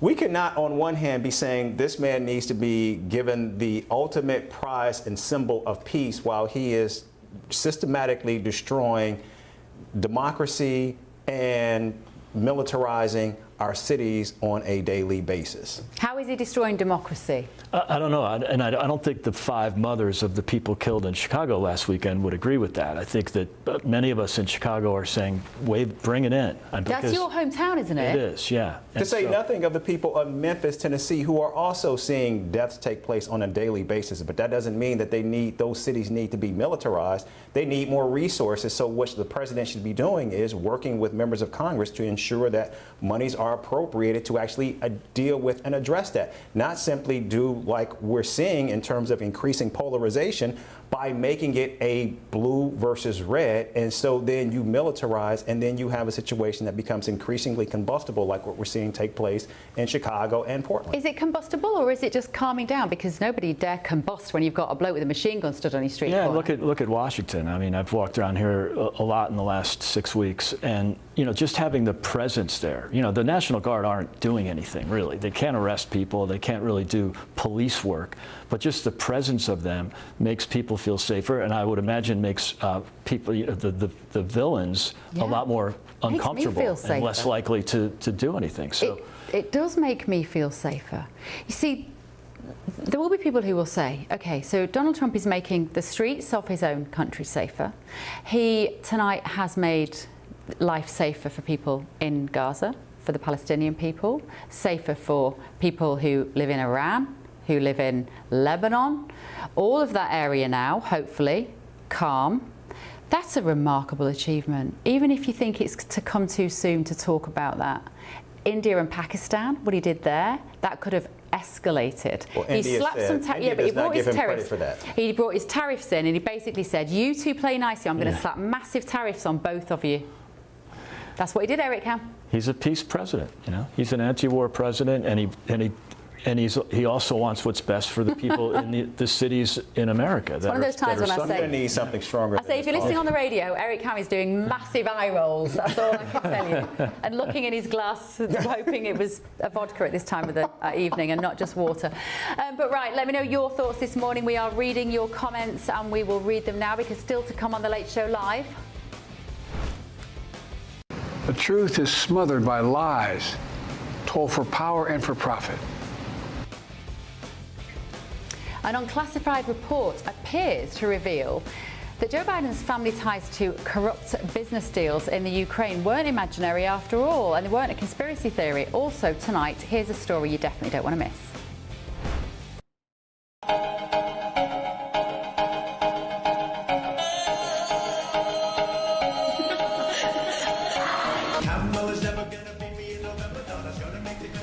Okay, so that is a social media post from Republican Senator Ted Cruz, and me and my panel will tell you in just a minute why he is doing that. This is The Late Show Live, only on GB News.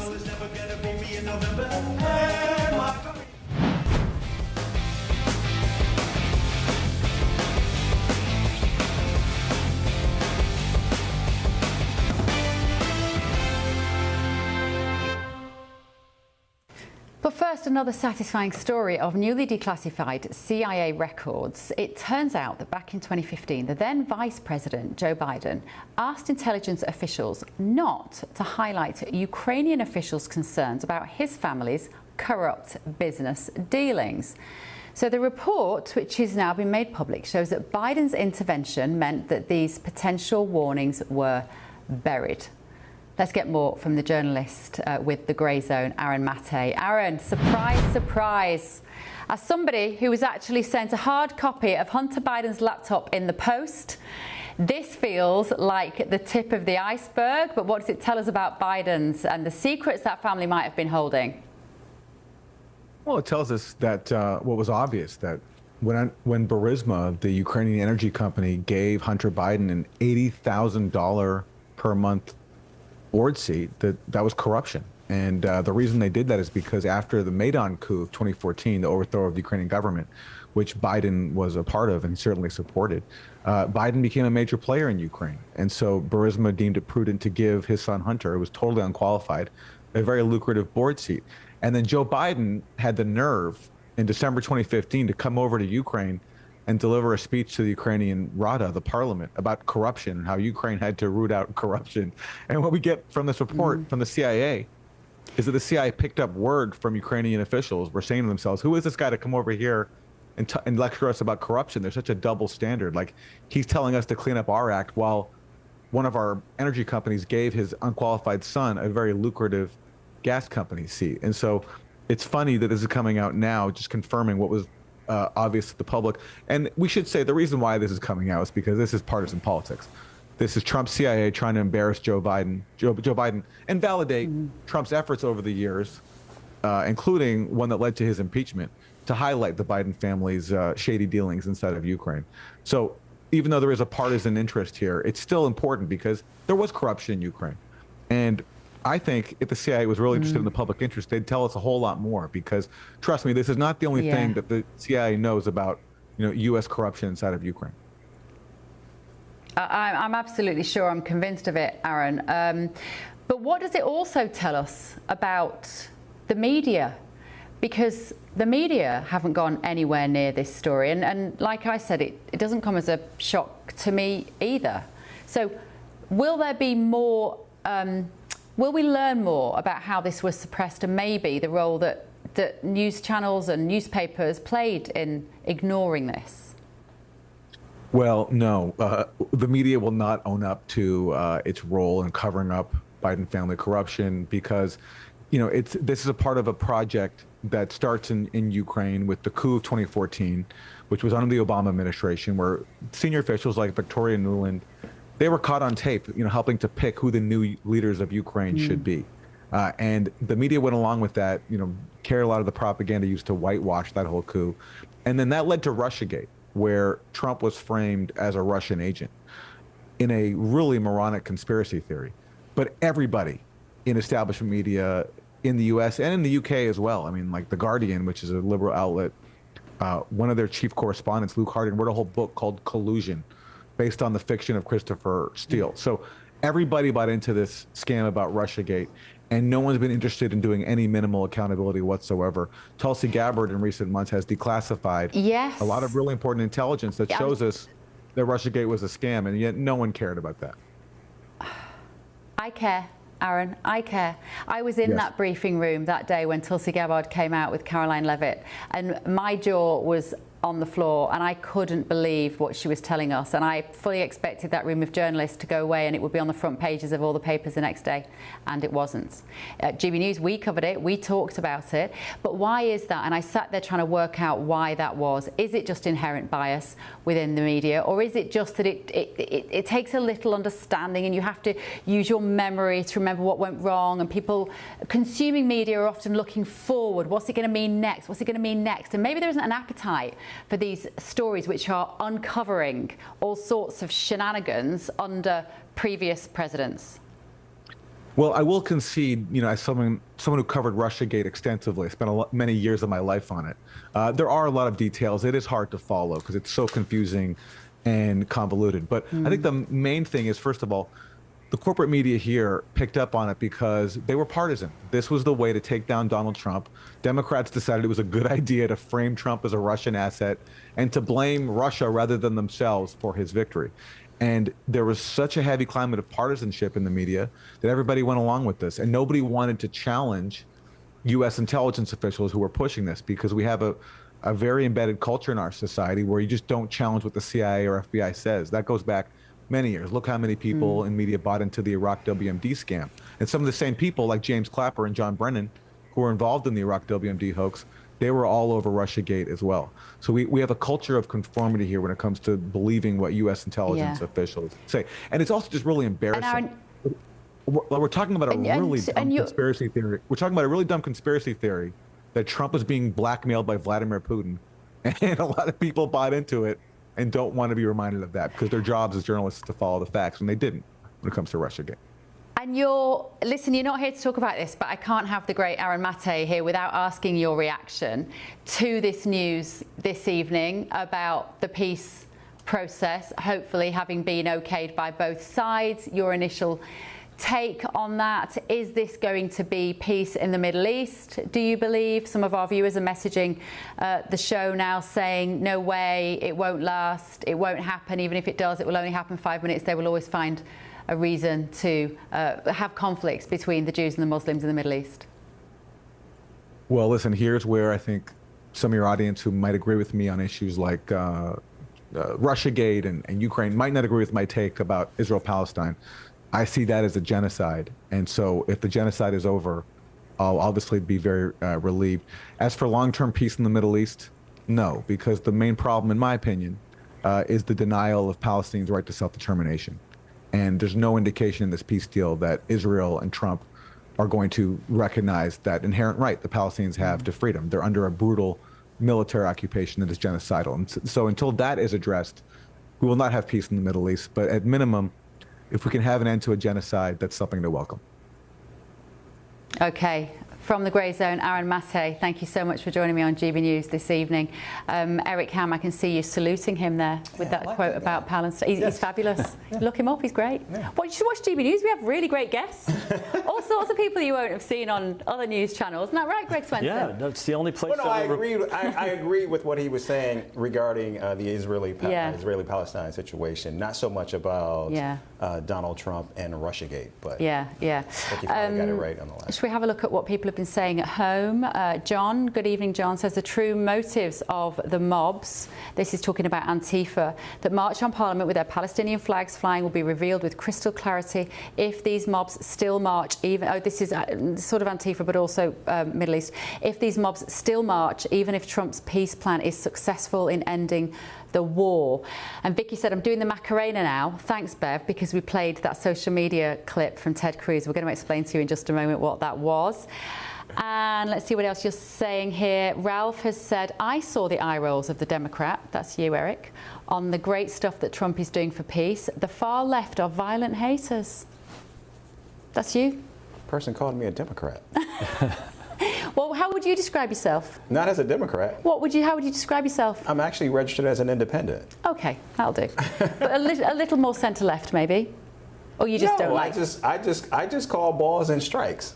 Unfortunately, sometimes Donald Trump just strikes out more than he should, in my opinion. Your opinion is welcome here. That's exactly why you're here. Yep, that's why you're here. Bobby says, until all the hostages are released, I'm not convinced, even if it is a win for both sides. I bet the protest will continue, but we're being invaded from within. It's happening in all Western countries. So they seek asylum from the same culture. They're trying to push on us, but we get called racist for raising our concerns. Thank you, Bobby. Still to come on The Late Show Live. We're tired of people using the courts to frustrate the democratic will. But you will remember that before small votes, it was channel migrants coming through the tunnel. We fixed that. We stopped that, so we can do it again. It was the last day of the Conservative Party conference and Kemi Badenoch came out fighting, but are they still drowning in a mess of their own making? No ad breaks. Remember, this is The Late Show Live, only on GB News. But we have got the weather.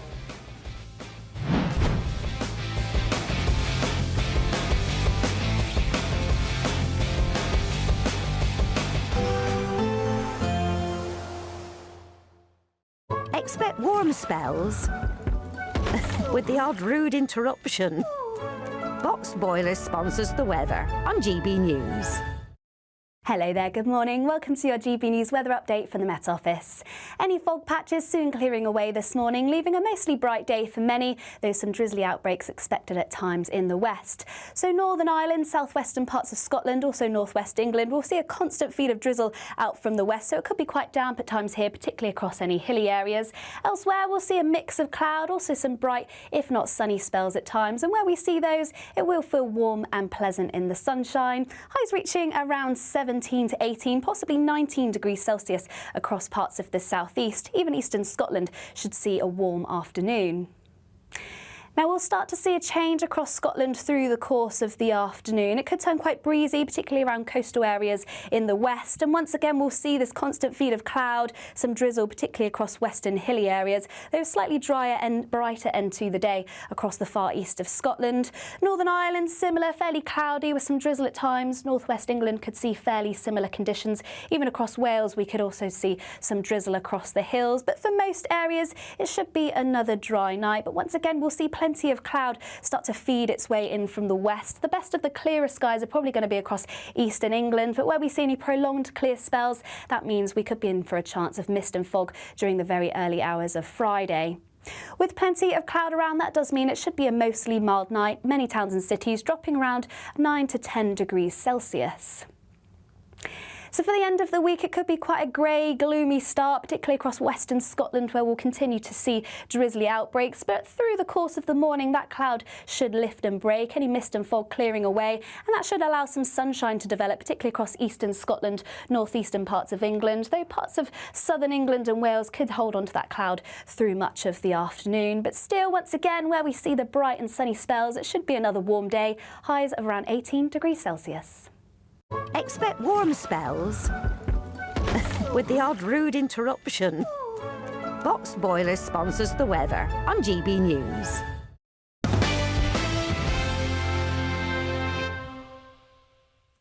Welcome back to The Late Show Live. Eric Ham and Greg Swenson are still with me in the studio. Thank you for joining us at home. By the way, GB News had record viewing figures at this time last night, so we thank you enormously for being with us in Washington. I feel like you're all here with me. Now, let's take a look at some of the newspaper front pages, shall we? Let's go back to Steve, who is in London. Steve and Alan there to bring us a British perspective on these. The Daily Mail is running with Kemi fires up Tories with pledges to scrap hated stamp duty. There she is. And also Victoria Beckham on the front page of the Daily Mail, saying that she secretly suffered from an eating disorder for years.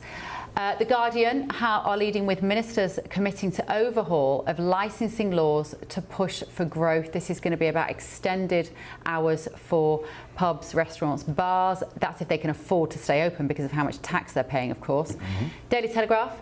Now, this is a story that I don't think is going to go away for Keir Starmer. This is about Simon Case challenging Starmer over China. It's a complicated story. that basically involves whether Keir Starmer did not designate China as a threat to national security, and therefore they weren't held accountable for some crimes. I'm sure Starmer will not be sleeping very well tonight if he's just watched that headline. And a very complimentary, a nice picture of Kemi Badenoch looking warm. Who's she hugging there? Is that her husband? It looks like Robert Jenrick, but I'm pretty sure Robert Jenrick wouldn't hug her like that. It's like, who is it? If anyone can find out who that is, I would be very grateful. Now, the Washington Post are leading with a quarter of FBI agents are assigned to immigration enforcement, internal data is revealing. So this is because there is so much focus in this country now on immigration. It has raised alarm, according to the Washington Post, because FBI agents say that they're having to spend so much time dealing with this immigration that they can't deal with national security, white-collar crime and complex cases. The New York Times are saying that Trump was saying that Gaza talks are going well. He may go to the Middle East. Well, that turns out to be somewhat of an understatement, because we've heard the news this evening, if you're just joining us, that Hamas and Israel have agreed to at least the first stages of his peace proposal, and the chances are he's going to be a plane out there this weekend, particularly as the hostages are supposedly being released this weekend. And let's be honest, Donald Trump will definitely want to be there for that.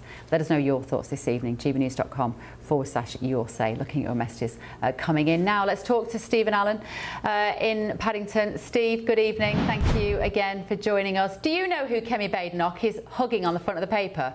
Yes, I can confirm good news for their marriage. It is actually her husband, Hamish, that she's hugging. I've only ever met Robert Jenrick a few times, but I think he's not as tall as the husband. So that's why, you know, it's not Robert Jenrick. Oh, really? Yeah. But you can see how from behind and looking at it on a monitor, we obviously don't have the actual newspapers here. You can see that that looks a bit like Robert Jenrick. It could be. Anyway, well, it could be, but no, just... he's a banker, isn't he? But look how happy she is, though. I don't think when someone's outplayed you in the news left, right and centre by stopping ticket touts in Stratford Station and climbing up ladders, probably because he's short, to put up some flags, I don't think she smiles like that when she hugs Robert Jenrick. That's why I was just speculating. I thought it can't be Jenrick. But you know what? I'm struck by these front pages, Steve, because it's showing Kemi Badenoch in a very positive light. And one of the accusations against Kemi Badenoch, you may not be familiar with this, Eric, because you don't spend enough time. You probably never even heard of her, have you? No, I haven't. Oh, you hadn't heard of her? Well, doesn't that tell you everything about the Conservative Party at the moment? She is the leader of the opposition. She's the leader of the Conservative Party. Oh, really? Yeah. Oh. I know, he's impressed by that. Stick around, stay here. You'll learn stuff on this show. I'm glad we're teaching you something. Well, Steve, she gets terrible press, and one of the accusations is she's a very cold character. She's certainly quite cold and antagonistic to the press, but she looks warm on these front pages today. She looks like somebody you'd want to go and have a drink with. It's amazing, isn't it? It's like there's been some sort of makeover, some glow-up, as I believe the young people say. And it was about time, because it was getting embarrassing. All of the headlines that the Tories had were actually about Robert Jenrick doing some sort of The Dark Knight Rises style fighting crime personally stuff. And that's not the way you're going to end up doing well politically when the election comes. Now, this has done really well, because it's also done another thing that's not happened in politics in ages.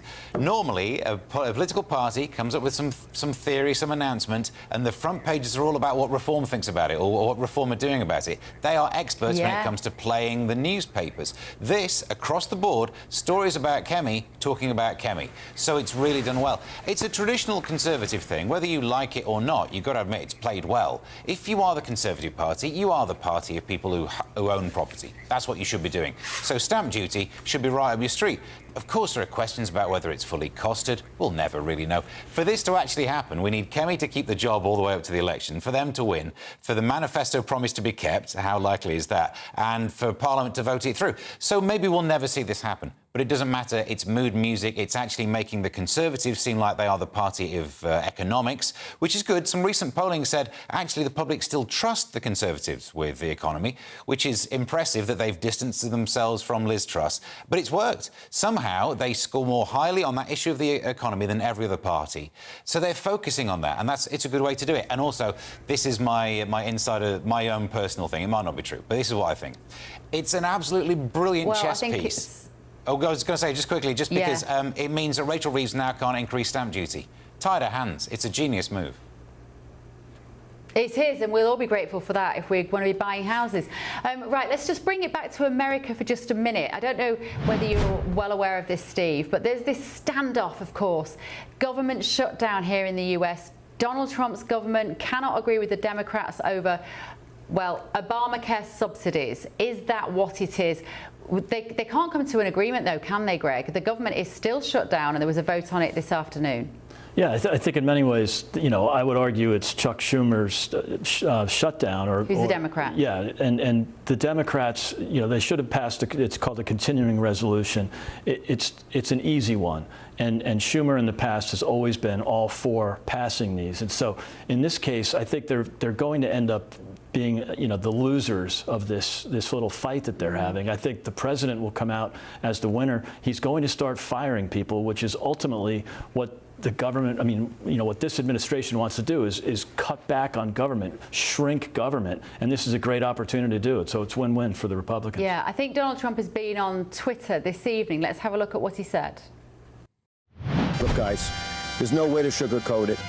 Nobody likes Democrats anymore. We have no voters left because of all of our woke trans. Not even black people want to vote for us anymore. Even Latinos hate us. So we need new voters. And if we give all these illegal aliens free health care, we might be able to get them on our side so they can vote for us. So just to explain, that actually isn't what the president tweeted today. That was on the first day of the shutdowns. And why was that so controversial, Eric? Just explain to our audience who was in that footage. I think it was deeply inflammatory because it was so racist. You've got the minority leaders of both the House and Senate who had just met with the president about the government shutdown. And now you have the president, when you're talking about 750,000 government employees, including the military, who are going to be foregoing paychecks while still working. And you've got the minority leaders who are attempting to try to broker a deal to ensure that 24 million Americans actually keep their health care. What is going to happen is at the end of the year, if these subsidies are not approved, those 24 million people 4 million will automatically lose their health care. The other 20 million people are going to see their premiums rise by 30%. That will literally bankrupt a family making $85,000. And so rather than get serious and try to work with Democrats to ensure that these people do not lose their health care, you've got the president basically using this information to not only rile up his base, but also to just continue to show not only the American people, but the world how racist he is. But this is the one you all think should actually get the Nobel Peace Prize. Greg, why the Mexico hat? Why the Mexican hat, though, and the moustache? Explain to our viewers. Yeah, it started with this meme a few weeks ago. I can't even remember the origin of it, and it's, you know, it's kind of become a silly gimmick that many of the Republicans are using. They're making light of it, of course, but again, the Democrats are they're basically holding the government hostage by insisting that they go back and renegotiate the settlement on these Obamacare enhancements that were only put into place during the pandemic. It was supposed to be a pandemic emergency measure, and of course the Democrats want to make it permanent. That's ridiculous, and I don't think this will fly at all. And we're looking at images here that Republican Texas Senator Ted Cruz also posted. Now, presumably these are all Democrats. Mm-hmm. And he's trying to say what, Greg, by doing this? He's making light of the fact that when this original meme was broadcast a few weeks ago, that everybody freaked out about it, and so they're just making light of it. I mean, I think, look, you might not think it's funny. I think it's funny. I think there'll be some partisan differences on that, but this is just this isn't saying globalized Intifada. This is not saying that some of the really grotesque comments that came out after Charlie Kirk was assassinated. This is just light humor, and so it's JD. I think it was started by JD Vance, frankly, and you know, if you can't make light of some things, then you're taking everything too seriously. And we have the perfect person to comment on that in Stephen Allen, as a comedian, but somebody that really understands satire. Was it appropriate to put those images out on social media? Do you know, I think in the new world we live in, you've got to admit, it's going to happen. So, yeah, I think our brains are still stuck in the olden days when you wouldn't expect a president to be tweeting things that might be meme-based. But we now live in a world where so much of politics is done on social media. Trolling is now part of the way in which politics is done. I think you've just got to raise your game and step up to it. In fact, one of the things the left does terribly is to be so offended by it and make the story more about the offence rather than just... You could have ignored so much of these things and it wouldn't be a story. But if you do the whole handbag lifting thing, you make it a story and then it gives it more power. So actually, I'd say fight back with memes. Yeah, OK. Let's have another look. Let's have a look, at another media meltdown. Now, this is a Democrat politician. Katie Porter is her name, and she was being interviewed. She didn't like it. Have a watch. What do you say to the 40% of California voters who you'll need in order to win, who voted for Trump? How would I need them in order to win, ma'am? Well, unless you think you're going to get 60% of the vote. You think you'll get 60%. Everybody who did not vote for Trump will vote for you. That's what you're saying. In a general election, yes. If it is me versus a Republican, I think that I will win the people who did not vote for Trump. What if it's you versus another Democrat? I don't intend that to be the case. Well, what we didn't see is actually that she stormed out of that interview, didn't she? She didn't like it, Greg, and it was a very strange setting. She was incredibly close to that interviewer. Yeah. It looked a little bit intimidating, but she didn't like it, did she? She threatened to cut off the interview. I think it might be the end of Katie Porter's campaign for California governor. So, she just obviously couldn't take not just the heat. It wasn't really heat. It was a legitimate question. Where are you going to get the votes to win in the Democrat primary? And that's a different question than the general election. So, yeah, I think she might have melted down, and it might be the end of her. What do you reckon, Eric? Is it the end of Katie Porter storming out of that meeting? We have it a lot of the time, unless you are on the right. Even lovely independents like you, Eric, they struggle to come on these shows and put up a fight, and I don't know why, but we struggle to get left-leaning commentators or politicians to actually engage in debate. Well, I think going back to your original question, was that the end of Katie Porter? I think the end of Katie Porter was probably 2 years ago when she attempted to run for the U.S. Senate. Look, she was always a very unpopular member of the House. She was always a very unpopular member of the California delegation. Mm-hmm. And I think what you're seeing now is a desperate attempt by Katie Porter to actually maintain political relevancy. And clearly, this isn't the way. Yeah, it's always quite it's a terrible thing to say, but it's quite entertaining, Steve, isn't it, to see somebody just, especially a politician, spending a lot of time telling us how wonderful they are and then just not being able to take even the gentlest of questioning. Yeah, and it's this purity politics of, well, imagine not even wanting someone's vote. I don't understand. We're meant to be trying to bring people together, and yet the idea of, like, I don't even want those votes. Well, then do some maths and work out how this could work. We've got a similar thing over here, I suppose, which you'll guess they might not be aware of. There are people who go on social media with "Never Kissed a Tory" T-shirts, as if somehow... I'd say do it. I'm sure I've kissed some Tories. Probably never any Lib Dems, but that's just like mathematically unlikely that I've found one. But we should bring people together. It's not about making sure that you hate the other side, is it? Talking of people you might like to kiss, should we have a look at Dolly Parton? Absolute legend. Well, she's broken the silence on her health condition because there was messages this week saying that her sister basically came out on social media and said, you've got to pray for Dolly because she's ill. So Dolly hit back with this. Do I look sick to you? I'm working hard here, but I wanted you to know that I'm not dying. Did you see that AI picture of Reba and me? Ooh, Lordy. I mean, they had Reba at my deathbed, and we both look like we need to be buried. But and I thought, oh my Lord, but if I was really dying, I don't think Reba would be the one at my deathbed. She might come visit me earlier, but anyway, there's just a lot of rumors flying around.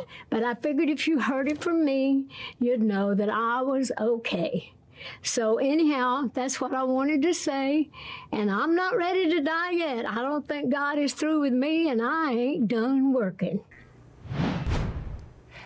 Gentlemen, is it awful that I had to spend a minute thinking, could that be AI? She's a legend, though, isn't she, Greg? Yeah, I mean, she is quite the legend in this country, and she's got a huge fan base. So I think there's a lot of relief hearing that, seeing that video. Yeah, Eric? Down home treasure. It's so good to see that she's alive and well. Yeah, Stephen Allen, I thought she looked great. Yeah, I mean, she looks absolutely great, yeah. She does, she does. Gentlemen, thank you so much. Steve, Eric, Greg, thank you guys for joining me this evening. Thank you at home for being here with me on The Late Show Live. I'm actually popping back to London to see everybody back home tomorrow. So Ben Leo will be here keeping you company, and then he'll be with you for the rest of the weekend. I will be back on Monday, midnight in the UK, 7 p.m. Eastern Time here.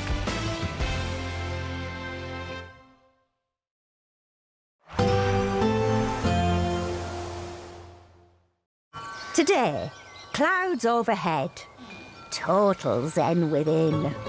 Boxed Solar sponsors the weather on GB News. Hello there, good morning. Welcome to your GB News weather update from the Met Office. Any fog patches soon clearing away this morning, leaving a mostly bright day for many, though some drizzly outbreaks expected at times in the west. So Northern Ireland, southwestern parts of Scotland, also northwest England, will see a constant feed of drizzle out from the west, so it could be quite damp at times here, particularly across any hilly areas.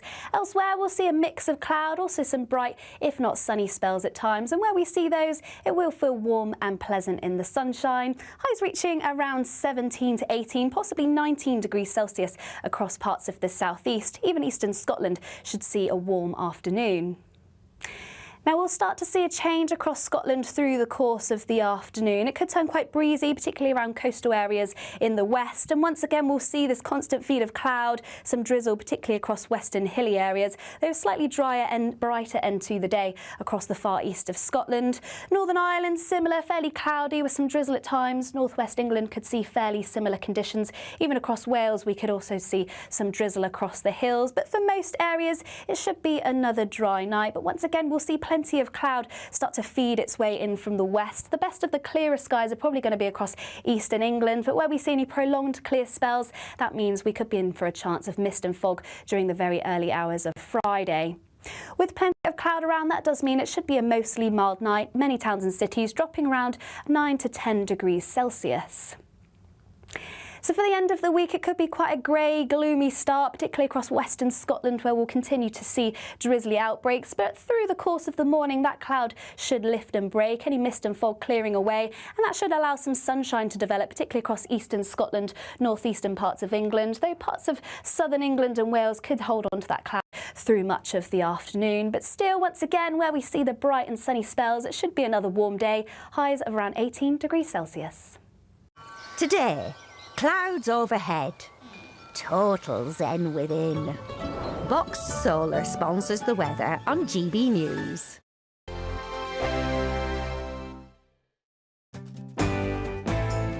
I'm Andrew Pearce. This is GB News, the People's Channel, Britain's news channel. Westminster's full of talk, but out here, it's the real world. Am I allowed to talk then? No, that's it. This is where it matters, real people and real lives. That's what politics is all about. In fact, has Trump made a good start? No. Straight answers, no spin, and just a couple of pints. How many fingers have I got up? About 10. So join me for Lee Anderson's Real World every Friday at 7 p.m. only on GB News. The People's Channel, Britain's news channel. At GB News, we love to hear from you, our loyal community. So drop us a line at gbnews.com/yoursay. There you can talk to each other and also to the presenters live on air. gbnews.com/yoursay, because GB News is your channel, Britain's news channel. In the GB Newsroom, we bring you the news as it happens. With our team of dedicated journalists across the UK, we're ready to keep you up to date with what's happening every half an hour, every single day. Bulletins here on GB News, the People's Channel, Britain's news channel. From the school run to the home run, watch a new show for all of Britain. So he can say whatever he wants. A straight talking show where all voices are heard. And, you know, when are we going to stop talking about smashing the gangs and actually do it? With the stories that matter from every part of our country. There's a bit of a crash landing there for your Chancellor. Bold, fearless, and standing up for you. That's me, Martin Daubney, 3 p.m. till 6 p.m.